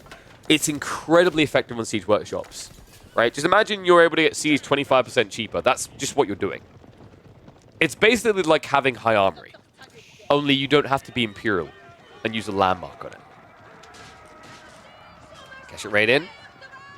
B, out of position here. Looks like Vortix isn't going to dive too deep, though. He's a little bit concerned. He's like, wait, if I'm not being counter-attacked here, where are you? He's in on the trade. B, ironically enough, goes to the trade. And with this many torches, that's going to be Silver Tree down. Oh, my, oh, my. Vortix, a little bit surprised he didn't turn around for these archers here. I guess he's a little bit paranoid. He's seeing in the dark, right? But this trade going down, I mean, this is problematic right now. The amount of Kesh he's trying to add in, the fact he's trying to switch into crossbows. Funnily enough, B is going to leave at B. What? Oh, he's worried about an all-in, isn't he? He is. What a read by Vortix to see, okay, you know what? You want to make this consistent trades across the map? Let's do it. Looking for the kill and blow. B continues to back up. Notice he has not thrown away these Jeanne's champions at all. He's just trying to budget the entire army. Right now, they are militarily neck and neck on both quantity and quality. Kurotai moves in. If you're neck and neck, like I just said, you know what the difference maker is here, folks. It is that aura. It's a godsend at this stage. An extra 2 damage on archers. Look at the Keshiks. Getting an extra 3 damage here. That's what they need to compete against these knights. But still, although I said it's quantity and quality the same, the the echoing thought in my mind still goes back to the fact that these are bloodline knights.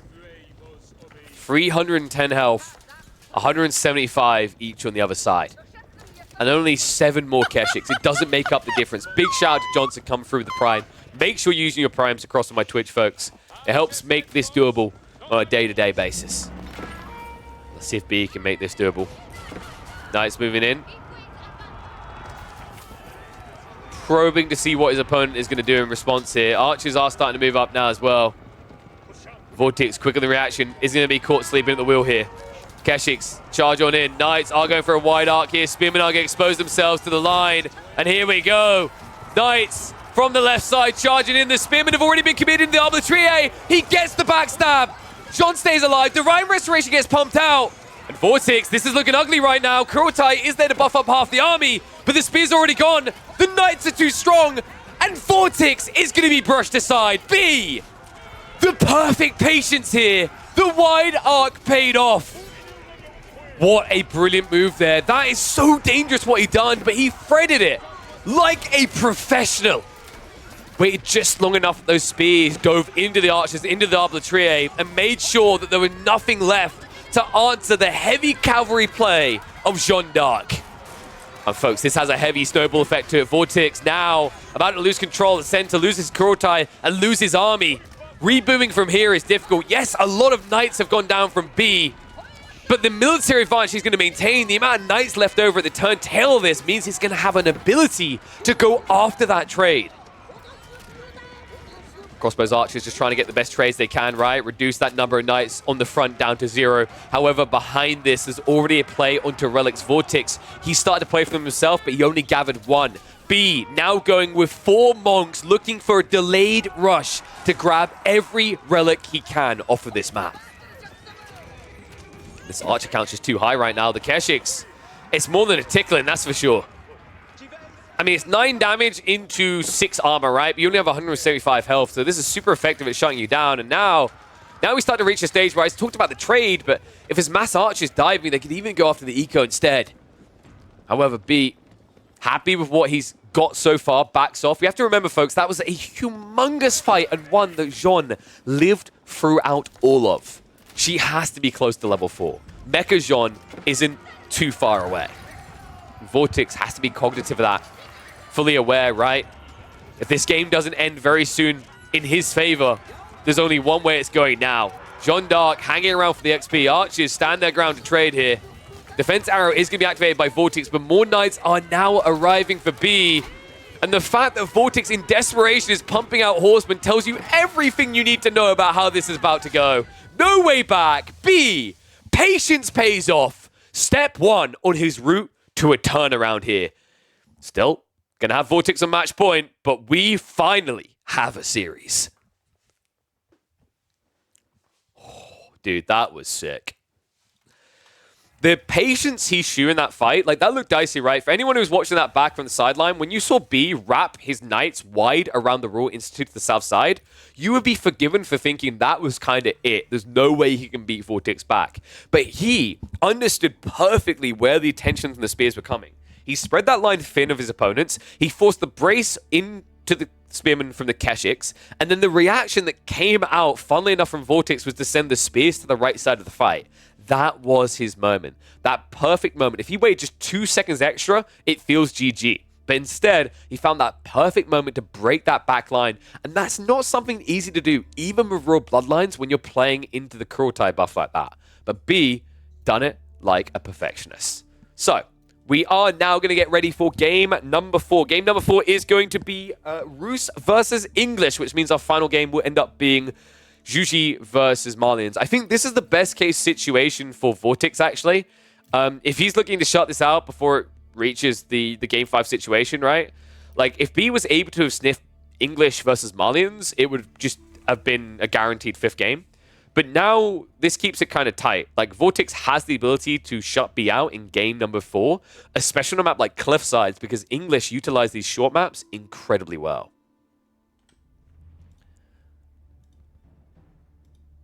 Why don't I have an overlay to show Jeanne D'Arc's XP? Because if I'd done that, then the devs wouldn't go and fix it themselves, Kappa.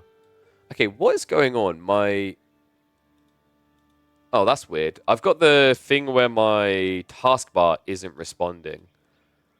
So after this series, I'll have to restart File Manager. Restarting File Manager won't crash the stream, right? It shouldn't. Is it File Explorer, right? I hate when this happens. Also, good lord, I need to turn off my heater. Just realized how hot it's getting in here. And this isn't an OnlyFans stream, so I'm not taking my clothes off, so... Yeah, the devs will fix things, right? Of course they'll fix things. Okay, one sec, guys. I just need to... Okay, Windows Explorer, closing that shouldn't close. Let's see. If it does close the stream will be back up in a sec. Let's see. No, we're fine. Whew. Yeah, I need a new PC real bad. Okay, now my... There we go. It's back. Okay, we finally can click things again. All right, apologies for that. Let's get ready for game number 4. Whoops. Need to update that score. B. Ooh, the comeback begins. Oh, that's right. The comeback is on course, but can it continue its course? Quite possibly. I think actually Vortix may have gone the perfect matchup to try and stop it right here in game number 4. He will take to the field with the English. On the other side, B. It's going to be the Rus, a potent Civ in competitive. But the reason why I say this is an opportunity for Vortix to end it in 4 is the alternative was going to be B picking Malians into English. Had that been the case, even on a map like Cliffside, it's almost a guaranteed GG for the English. But here's the interesting thing. Because B didn't get that, English versus Rus has some very interesting permutations. There are certain maps where I think it's fair to say English is a true thumbs-upper, can easily slay the Rus. But the reason why B actually doesn't just feel like he's instantly out in a game like this, it's not just because, oh my god, Rus OP like we've all seen and feel so often. The other cool thing about Rus on Cliffside that people have started to ID is if you drop a Kremlin here, it sees every rotational move by your opponent on the short route. That's a problem for the English, because the English can't do long routes. That's right, we're just very dense. We like to go straight down the center. When you're playing longbow, spearmen, men-at-arms, you don't have the time to go on the flanks, let alone reinforce through the flanks. So a Kremlin drop, well placed here, can just define this entire game. Now, it's not a GG Kremlin placement, mind you. He didn't get that incredible concave we sometimes see, where there's just like 2 routes that are covered, like 2 ramps here. So Vortix will still have rotational opportunities with Lombos, but there's no doubting that the English dominance that I, for one, have time and time again flagged for this map isn't going to be 100% guaranteed. Right? Like, I think I've said before on my streams, anyone who's tuned in regularly would have heard me say this many times. I think English, if not S tier, is an A tier Civ on Cliffside. The shortness of the map makes it very easy to exploit your opponent. But if you pick a Civ with a defensive landmark... Wait, what?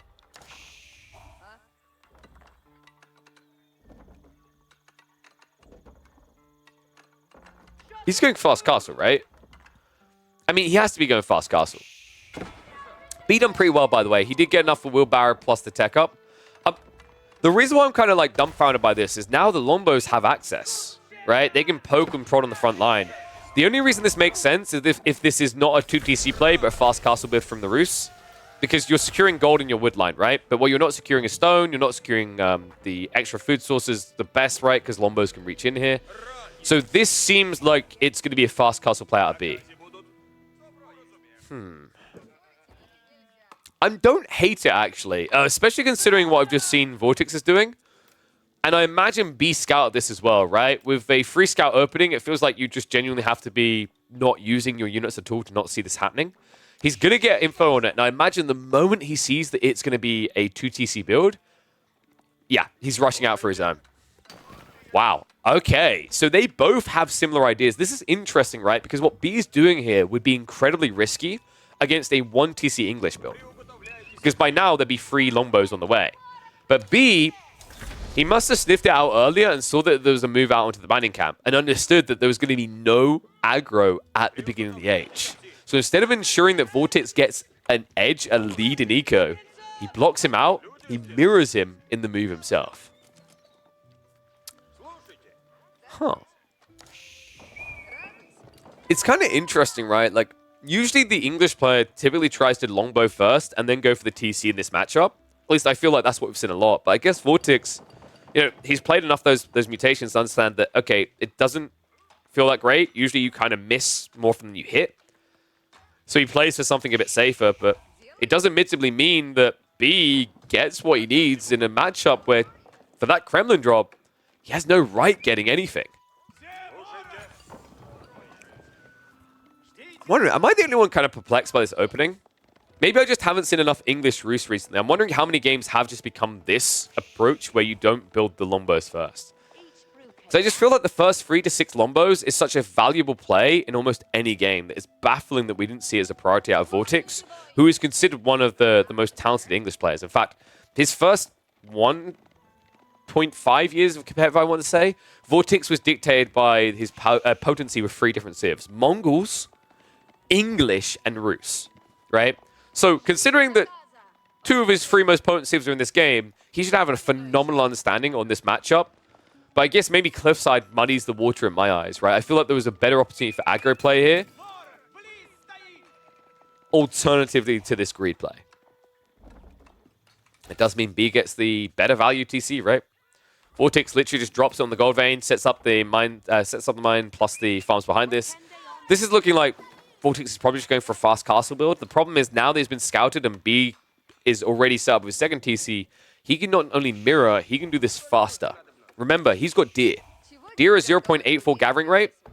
He's already going for survival techniques. On the other side of this, Vortix, sure he's setting up farms, and they do have an increased gathering rate, right? 20% extra. But 20% extra doesn't really compare to the Roosters extra bounty tier, which I believe is at level 2, if I'm not mistaken, for B, as well as the 15% from survival techniques. Means that B should be able to get a tech up, probably I'd say about starting 30 seconds, 40 seconds sooner. Might even be more when you remember that Vortix, although these farms are decent for the English when they're set up, they still cost 37 wood each. And then you have to think about what happens when we reach Castle Age, right? Like, I don't think the Rus are weak in this matchup there. For a start, they've got Boys Fortitude, so they can play pretty tanky Cav. They also have their Cav religious unit. The Warrior Monks are able to very easily hoover up relics. And let's be real, with most of the relics being on the flanks, how does an English player defend those? I guess we speed this up a bit, getting ready for the tech up, because there's not going to be any aggro play. I say that B is adding in 1 knight. I love that he's somehow found a way to get into a knight here, despite the fact that like they should both just be macroing up. But funnily enough, it's going to be worthwhile when Vortex does this. That's a lot of wood into walls. Yeah, I'm not liking the look of this game for Vortex right now. High trade house already in the way. It's going to be even worse than I thought. By the time the Vortex is ready to start his tech up, B should already be there. I mean, just look at the food. It's abhorrent. Takes an extra minute by then. Easily done. Looks like the longbow is going to move in to try and deny this. Knight did already move out, so he's not in a position to contest. But there it is. Don't you just love the Rus and how they get away with everything? Militia comes out. Larry the longbow cannot do anything about this. In fact, he's about to be lamed. The high trade house is going to complete. Meanwhile, Vortex is still going to be 300 food away from what he needs. Oh, it doesn't get much worse than this. Also, keep in mind that because he just took that ball, more gold going in, guaranteed at least level 2 on the bounty system. And now a high trade house to gradually get you up further. Looks like we've got 50 trees in range, so probably going to be about like 110, 120 gold income off this.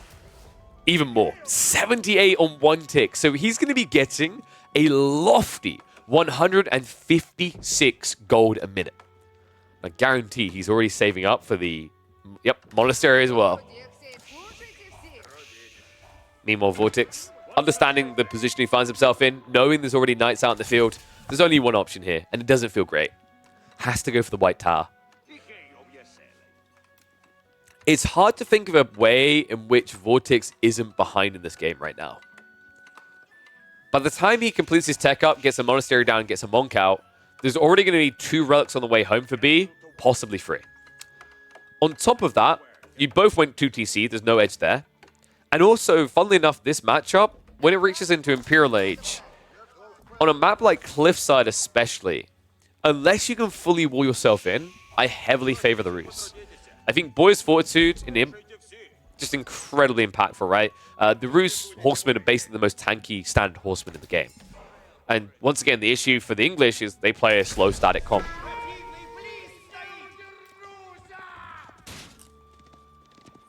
So tech up complete. Vortix already queuing up the Knight. The Relic's already being pinched for. It looks like B is actually moving out for the board. Love to see this. Usually in this situation, the worst thing you can do against the English is be the first to try and go into the farms. And hello, my wonderful sunshine. Corvinus in with a raid, you absolute legend. By the way, if you guys didn't know, we are planning to cast Corvinus' series versus Marine Lord after this. So do hang around, as I believe no one actually casted that yesterday. So we're trying to right the wrongs of the AoE4 universe. Man. I don't know. I'm feeling like we're heading to a game 5. Horse Archers is a bit funky. Like B, I hope that's not a full investment into Horse Archers when you know you're up against Lombos. It's almost like he's getting ahead of himself, right? Like he's in his own brain thinking, oh yeah, because I shoot Knights, he can't go Lombos. The timing might end up perfect though. Like if he times this right with the Horse Archers raiding in, there is a crossbow switch coming in. Meanwhile, Knights circling around the back. Yeah, I don't know if I like Vortix's approach to his defenses when he knew that this was the strategy for him, right? Like, he's so open. He's about to learn how open. Knight rides in. One villager goes down. Vortix immediately has to migrate the area, but almost loses the second one in the process. In fact, that dive might still tick the box. Just about saves him, but folks, at this stage, having the undermesh, the fact that there's no ranged upgrade, no blacksmiths yet coming through from Vortix means he's not able to get rid of these Knights. White Tower's at least going to stop the forward assault. Right now, Vortix with 15 idle workers. That Knight is finally going to go down, but I think he got, what, was that 2 or 3 worker kills in the end? It actually gets away on 11 HP. And while that is happening, this just turned into a 5 relic game for the Rus. Boy's Fortitude already in the way. It looks stupid that he's making this work, right? Like he's actually gone into Horse Archers, and it's not a bad idea, but look at what it done to Vortix. He looks so indecisive here. Went crossbows, now has to go back Lombos. P can just now double down on Knights. It's just the bait into the bait here. I absolutely love it. Right? I question whether he's getting in his own brain, but a bit too much, but apparently instead he went ahead and got in Vortix's head. It's going to add in more Horse Archers. Not a bad choice here, right? You can always move away from the Longbows. They're always going to be good raiders. But now the Knights are kind of the difference maker. This is awkward. Vortix is now relying on Knights and Lombos. Terrible choice here. You're up against the Rus. They've got Boy's Fortitude already online. Their Knights are just better. Don't get me started if the Saint's Blessing pops off in a fight.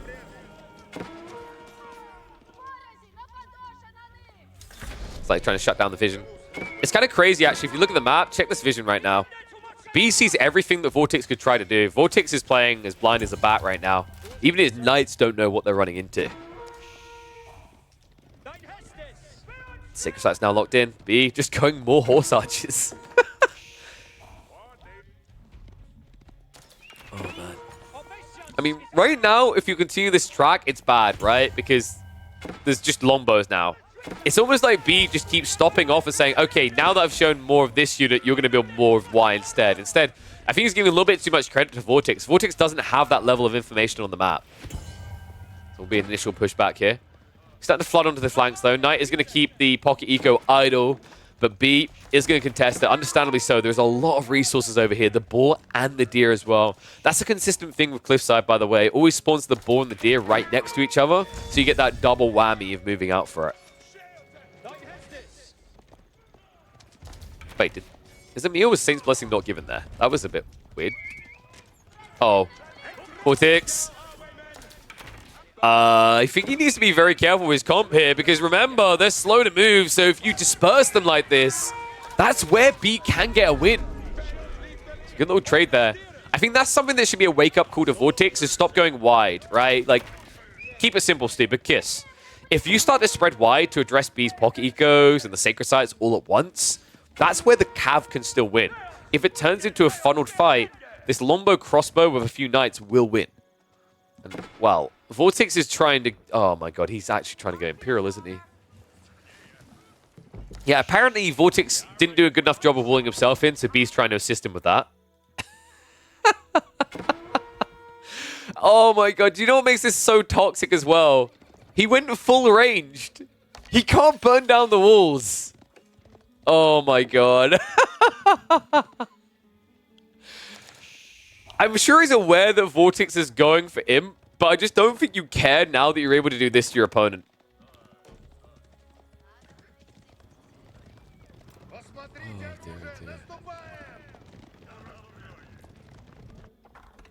dear. It's going to be the Berkshire. Well, the good news is this wall will not go up, right? But I'm wondering if Vortix has thought about this long term. He has no gold. Right? Like, that's the critical point about this wall then. The Berkshire is at least going to secure a 4K, but even that feels a bit dicey. Even with enclosures, it feels a bit dicey. So the Berkshire is going to get up in time before the horse archers would arrive. Just in the nick in time, in fact.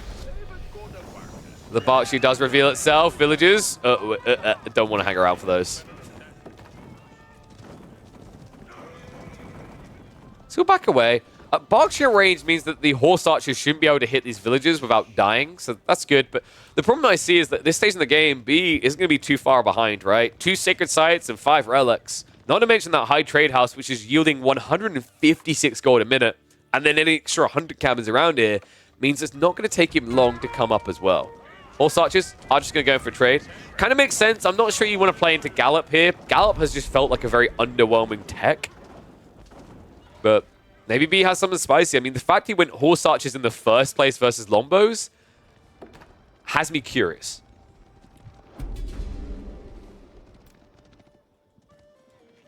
Sacred Sites once again locked in, though. High Armory is on the way. Dicey detail there, right, for Vortix. Lacks resources to get into Mass Siege. Big shout out to Blitzkrieg Blue coming through with the 5 gifted subs, by the way. You absolute legend. Man, dude, I'm a bit skeptical about this, man. Vortix's choice to go into Imperial Age here with a lack of long-term wood and gold. You're up against High Armory. You already can't do Siege because of shutter triggers, right? With the extra banded arms. But now, just think about how powerful mangonels are against what Vortix is doing. And how powerful mangonels have looked since the patch. Oy, oy.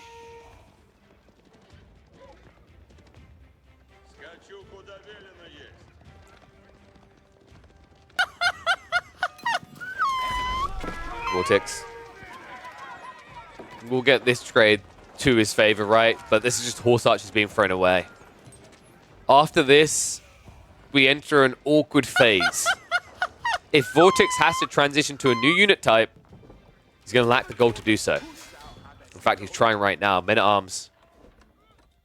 I mean, that burns you dry fast, right? And the army tactics as well is going to be needed on top of that. The blacksmith techs is scary. Meanwhile, B, very simple for him, right? Queue up the mangoes, queue up the Streltsy. Get ready to go.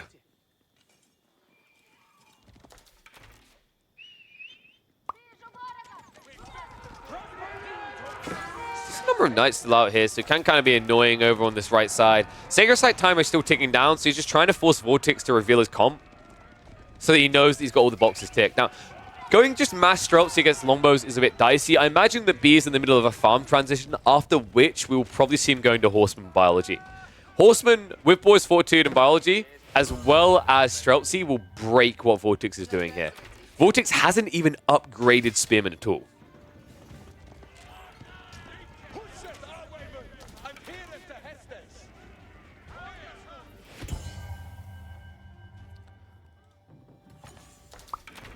What? Are we actually getting elite knights? That's kind of gross, but effective if you've got enough gold. That's an interesting idea by B. Typically, going knights late in the game is too expensive, right? But we're 20 minutes in, and he has plenty of the map under his purview, as well as 3 sacred sites and 5 relics. Like, actually, like if you can afford it, you have to remember that the Roost Knights are amongst the most powerful in the game. They get the +4 damage from the poleaxe, but on top of that, they've already got the Boys Fortitude buffing their health up further. Pretty cool idea here. Now, there are spears, so it does mean that Vortix will have a good fight there. But right now, the problem that I see is the siege. Vortix needs to get some Springles out ASAP. Problem is, if you build Springles here, you know what happens on the other side, right? You know what Bee's going to do. He's already got one Springles on the way. He's going to have banded armor. He's going to have shuttered triggers. He's going to have the extra 0.5 that you don't have. So Vortix instead, I feel like he needs to get 3 more farm clusters up and get into Cav here. Just enough horsemen to wrap on the siege. Nothing more.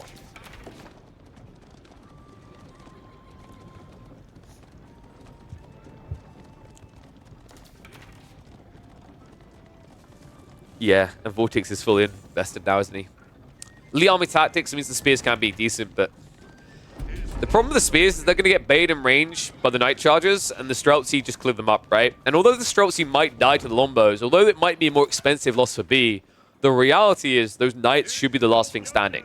And even if it costs you twice the losses in resources, if it still leads to the breakthrough, it's worth it at this stage in the game. Trey comes in, Streltsy. Poking and prodding. Spearman looking for their target on the Mangonel. Good time to push out here. B did not have all of his troops ready to go. So Mango is going to be sacrificed. A great pushback here by Vortex to get some space. However, he can't go much further. This is kind of my concern. Like, it's a good start, but at the end of the day, unless you can kind of keep that going for, say, 10, 15 minutes, I don't see you getting out of your base, right? Like, his food income isn't really at a stage where he can throw away an army and instantly replenish it. I think he's going to have to try. Moves past the outpost. B now over to Mass on the defensive. This is where he'll have the full force of the Streltsy. Horseman now also being added in. Chemistry about to be complete, and that could be the break point here. Remember, Vortex also does not have the aura. Lombos reveal what they're facing. Start a step back as B does go in for the committed charge for the Knights. Spearman trying to rush through here. Streltsy moving in range. The Horsemen just need to peel off to the side at this point. But instead, B stands his ground. Volley comes out from Vortix. A great trade here as he peppers down the back line. However, not enough Spearmen to keep him alive. Cav breaks through. And Vortix, despite a good flurry of shots here, is about to lose it all. Also, that Saint's Blessing just adding a little bit more tankiness to all these units, keeping them alive just a little bit longer is what B needed here. Now, Vortex does still have the military lead for the moment, but B, at the tail end of that fight, didn't lose all the Streltsy. He's still up at 14, he's scaling further, and now he's massing Horsemen. And funny thing, folks, that fight was Vet Horsemen. Once that elite upgrade is in, this is not even going to be close. 3 Mangoes now. Spearman try to charge in. Almost turns into a freebie. Streltsy from the low ground, though, able to snipe up. Don't question the physics, guys. The shots shoot so hard, they burrow through the ground. That's all I've got. B now moving in with the mass mangonels. And this is what we were worried about, right? Is that Vortex would not have a good answer to this. He's going for the worst one, actually. He's building Springles. Oh, man. The gold isn't looking great here, right? Like, this keep defends this gold, but if you move for the secondary, Mangoes catch you doing that, boom, just dead. So, like, make no mistake about it, like, Vortex has some big issues, and they've always existed here around gold. They still exist in this game around gold. They will continue to exist in this game around gold until every vein has been tapped and B is running dry. But as we can see, that is a long way off for B.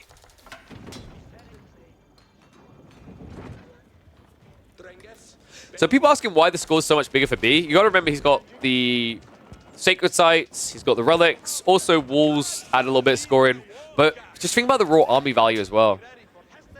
I mean, these Streltsy are worth as much as this entire army. And then you're adding all the siege on top of it. It's not even close right now. The reason why Vortex is holding off for the moment is because Lombos are actually really good against Streltsy.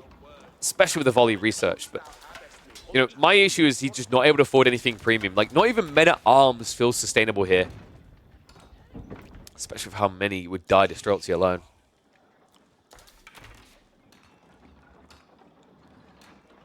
Vortex. Wait, what? What? Oh my god, no!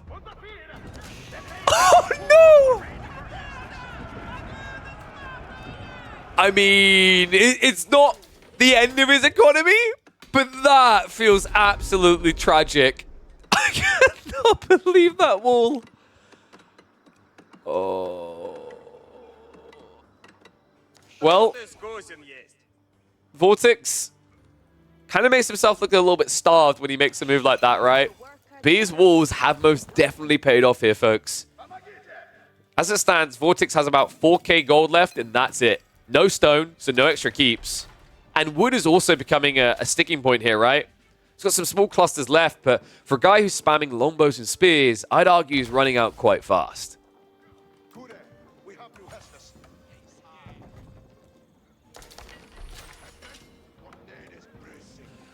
How does Vortix do this now?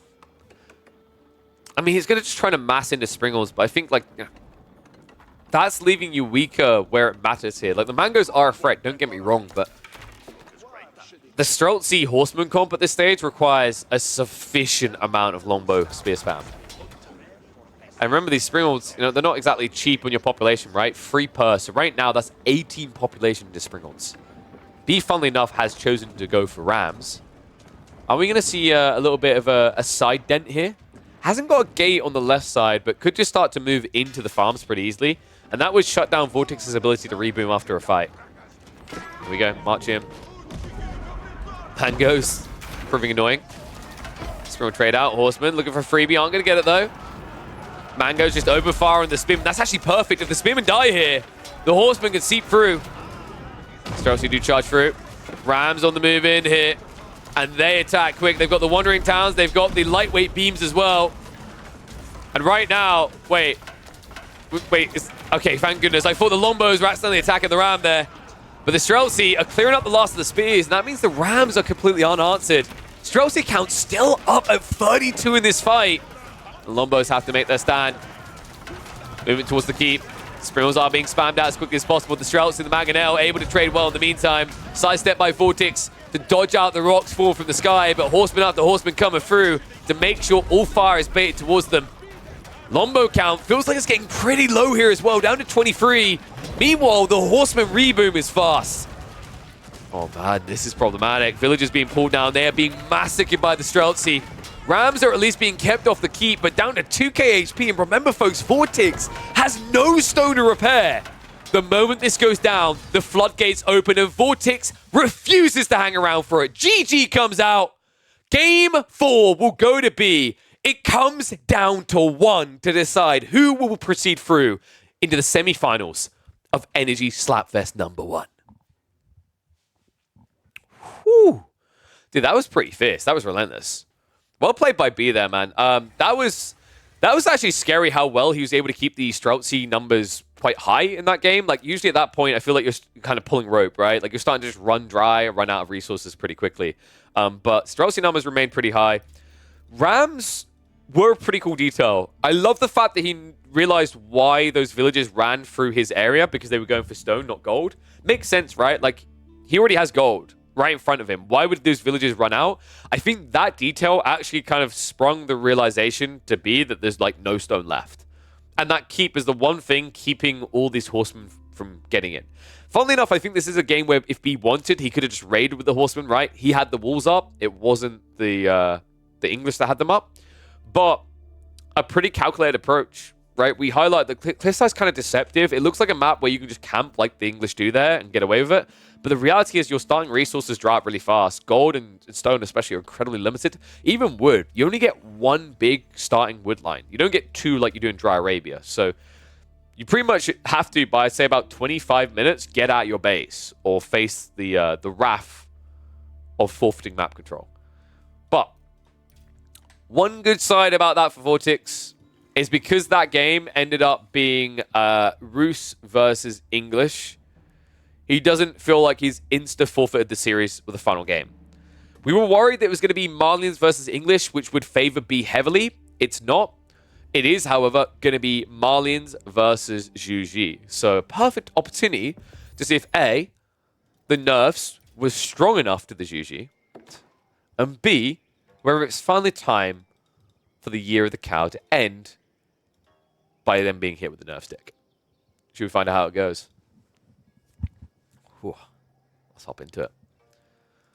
All right, this series is delivering, and it's going to deliver us one more game. One and all, welcome back to AU4 Action. It's time for the deciding game between Vortix on the Juji and Bee on the Malians. That's right.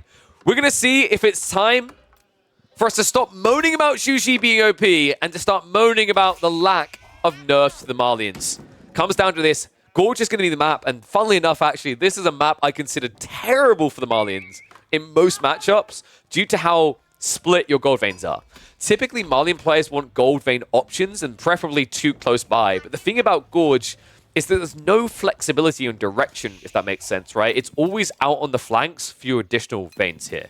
Makes it very difficult to defend them sufficiently with an infantry force. And typically, when you're playing Malians, that's what you're leaning into in the early phase of the game. Meanwhile, on the other side, Vortix on the GG, this is a Civ that sometimes just hits the jackpot. It doesn't look like he's hit it this time, but sometimes this map generates berries, stone, and gold with wood out in a corner.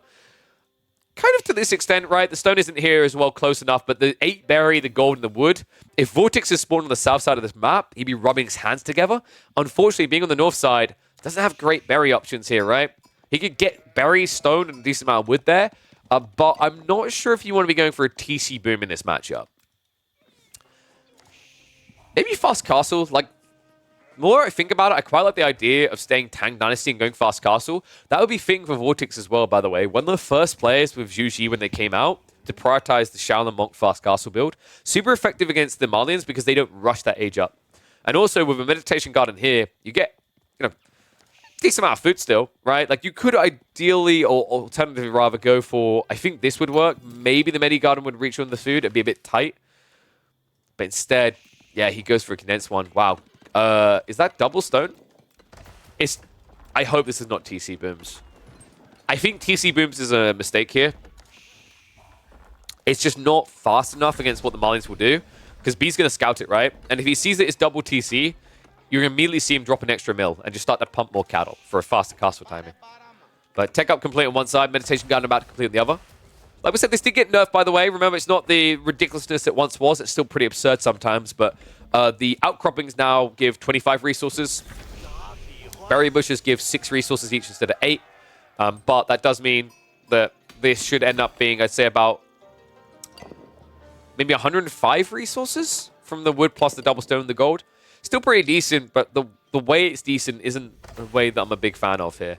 And, oh my god, he's actually going for it. This is a TC boom, isn't it?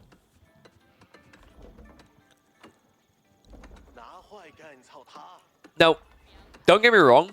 You do not, I repeat, you do not want to be doing Chuganu spam into Malians. That's how you lose. That's how you lose quickly. However, I think you also don't want to be doing an eco boom against Malians. It comes down to whether B scouts it, but step 1 is already B has moved down to the second pit mine, and it's not going to go punished. Not only that, it's a fat pit mine. So plenty of extra houses he can slap around it. That means more cattle boom, right? With that second pit mine being a fat one, he can afford up to 3 mills ahead of the usual trend, right? Typically we see 2 mills and a gradual extension into ranches. I think this is the type of game where B should scout this out quite quickly, and the moment he sees it, we're just going to see him hold any sort of military production and just go all in on greed. Problem with that is the Fulani is going to return a lot more value a lot quicker than the Juji TC boom is. Stable drop is at least going to come in, so it looks like Vortix is going to try to be a bit annoying here. This might force B to go into 1 or 2 Donzos, but that's not too hard of an investment, right? Especially considering that on the other side of this, your opponent has gone for the stables. One annoying thing about that stables is the thing that makes me shake my hand is, like, honestly, if there's anything you want to go into with Jiangnan, it's this. Vortix just dropped a stable for 150 wood and got 100 food, 20 wood rebate because his horseman got built for free. That's still bonkers to me with stables opening. It's a little bit less OP for, say, archery range play or Rax play, but definitely for the stables play, it feels incredibly oppressive. First blood drawn. Looks like Vortix did get the eco kill in the end. Most of the houses were built up before that villager went down. B finally is going to wrap the racks. Yeah, I'm a little bit surprised by B's choice to be this far back with the scout, actually. I thought he would rotate towards the base to see what Vortix was up to here. I mean, it kind of feels like it's an important detail, right? Because if you knew that it was stables coming, Donzo would be prepped ahead of time. if you thought that it was going to be just TC boom, that would make sense what B was doing here. But I feel like if you think it's just going to be TC boom, you need the confirmation of that, right? You need confirmation of how many TCs, where it's going to go. Because he already pumped the double mill without a Rax as if he assumed it was just greed coming from Vortex. That being said, I'm a lot more happy with what I'm seeing from Vortex here. Double archery range now is a little bit dicey. I think like field some aggression, but not too much here. The problem he now faces is because he chose Song Dynasty, he doesn't have the tank for the 15% discount on going up into Castle Age. So that means even if he tries to rush it now, his timing is not going to be optimal. Even worse still, this Meditation Garden doesn't help. Only a little bit, 25 gold. Everything else that this Meditation Garden gives is worthless for a fast tech up timing.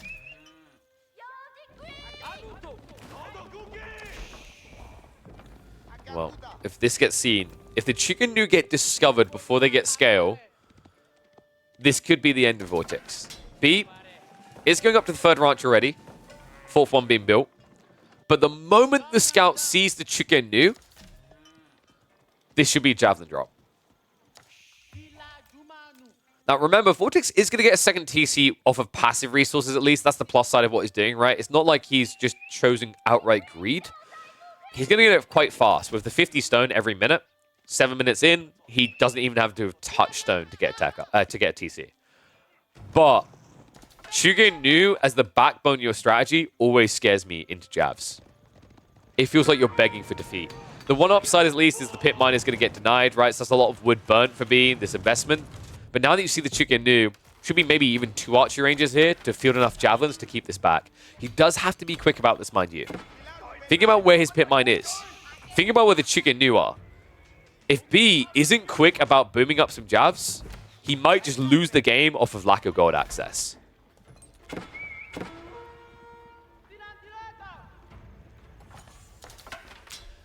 Keep in mind one backup play actually here for B that I quite like is if you see your opponent's not building that many cav units, you could try to sneak out for, yep, there we go, for gold down the south side. He is shifting over there now.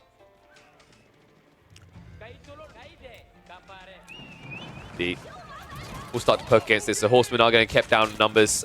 Chicken Nu are going to start to snipe into the pit mine. Now, one thing that's really important is that B fields enough aggression here. If he looks a bit weak on jav count, if he looks like he's not committing into this age, Vortex is going to go roaming, and he will find that pit to the south. If that ever happens, that is game end. The upside right now, however, is that Vortex may not know. He scoured the edge, but he didn't see the gold. It's not showing up on the map for him, so that might be an unfortunate detail that is Vortex's undoing, because if he does come east side, he might check the further out mine first. Still, he should know, right? Mathematically, there needs to be like 2 outskirt mines. 2 small and 1 big, right? And so far, he only confirms 1 big and 1 small. He hasn't scouted this corner, though, so I don't know. The vision of the way that he scouted this might be his downfall. He's now checking. Unfortunately, folks, he's checking the wrong vein. Oh, my God. Is this going to be the defining moment? Because B is getting what he needs together here, right? It's up to 4 jabs already. Chicken Nu are not doing it anymore. Behind this, second TC is at least ready for Vortex, so he's going to start to eco boom. But look at what's happened in the meantime. It's already 4 ranches complete, 2 more ready to be filled. And with that extra gold B's now gathering, it shouldn't take him too long. So Vortex needs to sniff this out. And he gets the info. Scout with the horseman, spots the villagers. B will not get it so freely. Nice snipe there. 3 horsemen should be able to get 2 villagers here before they get back to safety. However, the Donzo's quick to react, so good moves there. B doesn't have to back away from the gold. Well played there, actually, right? There's no reason for the Donzos to hang around to defend the jabs on the north side. So he shifts away with that. Now also with these jabs here, he should have an ability to rebuild the pit mine. At which point we should be looking at him trending towards Castle Edge again. Meanwhile, Vortex, I don't think he's going Castle in this game. It feels like he has to try and end it now. This is probably the best position he could find himself in with what he's done here. But is it enough?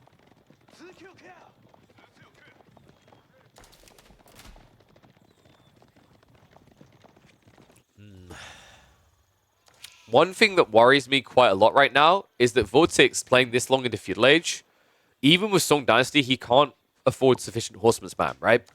Because those farms won't get set up for a while from the Song Dynasty.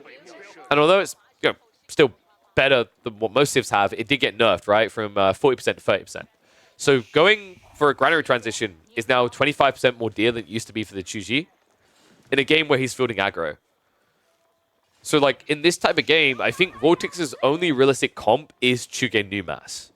Doing that to jabs doesn't feel great, though. I mean, B, even if he had, say, 5 less jabs, it's still a decent number to trade with Chuge Nu. Instead, Vortix, he's just going Castle Age. He has to start setting up those granaries. Okay, this is dicey. I don't think his position is going to be great here. More ranches already being filled. B, he's starting to stockpile as well, so they're not going to be too far off. I'm expecting Vortex to have maybe a 30-40 second tech advantage. What you can do with that is the big question mark, though, because right now, the only thing you can upgrade is a bunch of Chuge Nu up against jabs. Shallow Monastery finally on the way. Expected this a lot sooner, actually. I really think that you could have just opened with a few horsemen, poked and prodded, forced the transitions, and then come for the Tang Dynasty Shallow Monastery, but instead, he's at least made it easy to get into these farms. I'm wondering if Vortex was trying to force aggro into a prolonged game, right? So he wanted Castle and Imp to be realistic, because I could see the Chuji doing pretty well at the beginning of Imperial Age in this matchup. My concern is how you get there. What shape you're going to be in upon arrival, because now with this tech up, B's going to look to punish. B also already almost saving up the food required himself. Moves into the stable, starts to torch them down. Jabs are uncontestable right now. The Chuge Nu cannot come near this. Jabs will go hunting. Another awkward issue about this matchup is not just the extra range and the extra damage, it's the fact that also these jabs move quicker than Chuge Nu, so you just easily lose your units. B, halfway through his tech up. Donzos will be able to push this back, just not enough horsemen here. Love the micro. B just getting rid of the cavalry every time. Line formation has been entered. Chuge Nu upgrades have come through, so Donzos need to be careful not to get shredded. Gonna chase across. Gotta be careful on this retreat. B is getting baited by Vortex quite a lot. These Donzos, I mean, it's like they're entering a paper shredder right now. Still, Jaffros are coming through. I feel like it would have been better just to keep them out of range and wait for the recharge on jabs to get the kills. B feels the aggression, gets the space. Tech up is complete. And now, with what's mainly just Javelin versus Chuge Nu, he should have an ability to push this back, but the last of the horsemen do need to be killed first. Yeah, this looks scary, right? Like, 30 Chuge Nu, Castle Age, chasing into a Field Age base, but the reality is that the difference in movement speed and distance means these jabs never really should be getting targeted here. Once the last of the horsemen go down, it should be a very easy kite for B to kill this off. Now, Vortex is getting stuff behind this, though. First Shallow Monk already on the way out. Chuge Nu in the meantime diving, but the veterancy is already in, and honestly, the damage is so pathetic. All right, this might actually be all Chuge Nu going down. If B decides to just chase this now, turns out he's going to play it a bit more responsible, right? Doesn't rush out of his base. He doesn't know if there's more horsemen coming. That's fortunate for Vortex. Vortex didn't have that many ponies in position, so if the chase began there, that's probably going to be half the crossbows down. But instead, the repeat crossbows stay up. I just don't think you want to stay on this comp, right? Like, this, to me, feels like the worst comp you could build against Malians at any stage in the game.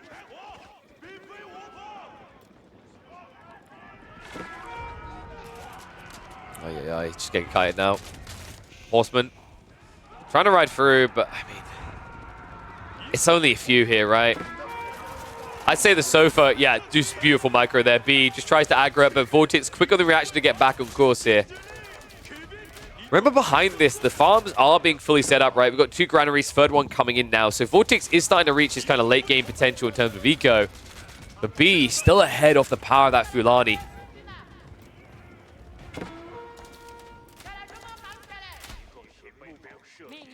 Now, as they snooped out what's happening in the back here, right? The deer being exhausted. I think B did he get on this? No, he still doesn't know about the granary switch up. So he may feel that the granaries still need to come in, and that's a danger point for B, because if he overcommits, assuming Vortex doesn't have food, it's going to be his undoing here. Vortex, although the food number doesn't look high right now, if he just pops in some supervised, with the granary clusters now complete, at least on layer 1, he's able to afford that horseman pump at scale. So for some important armors, though. I'm starting to wonder if spears would have worked better for Vortex. It's kind of rough, right? Because you're still up against jabs, but maybe do you just go spear palace guard here, or is that too one-dimensional? It feels a bit weird because, you know, you can kind of get kited by jabs, but it's going to perform a lot better than what you're doing right now. Shaolin Monk's also being sniped. Only 2 relics returned for Vortex. That's not going to make up what's happening here. TC slowly being burnt. Jabs begin to dive. And the swim and switch up is revealed, but that's not going to stop B from going for more sofas here. All he needs sofas for is as a tanky front line. Meanwhile, the Chuganu struggle because of it. The imported armors means they are always doing just 3 damage per burst. Jabs trading out well here. Vortex starting to fall behind in military mass. But this game might start to get away from him from here on out, right? Like I said, the food number's going to allow you to scale a horseman army, but they cannot allow you to immediately replace all your losses at once. And that's what we're heading towards. B sees the opportunity and the chase is on. Jabs hunting in here. Remember, Chuganu can never get away from this. Sofa's now arriving to deal with that second TC. His second wave of javelins come in, and Vortex, it looks like this game has gotten away from him. No way back in. There it is, folks. GG comes out. B with the fantastic reverse sweep to make it through to the semi-finals of Energy Slapfest #1. What an incredible series as well. I think I'm going to upload this as one big bulk, so it's probably going to be about 2 hours long. I'll probably trim down a few minutes in between. Let me know what you guys thought about this as well. And let me know if you guys like having the entire series uploaded. I imagine it's much easier for convenient watching, and just means that we get these games pumped out a lot quicker. And I'll see you all in the next chapter.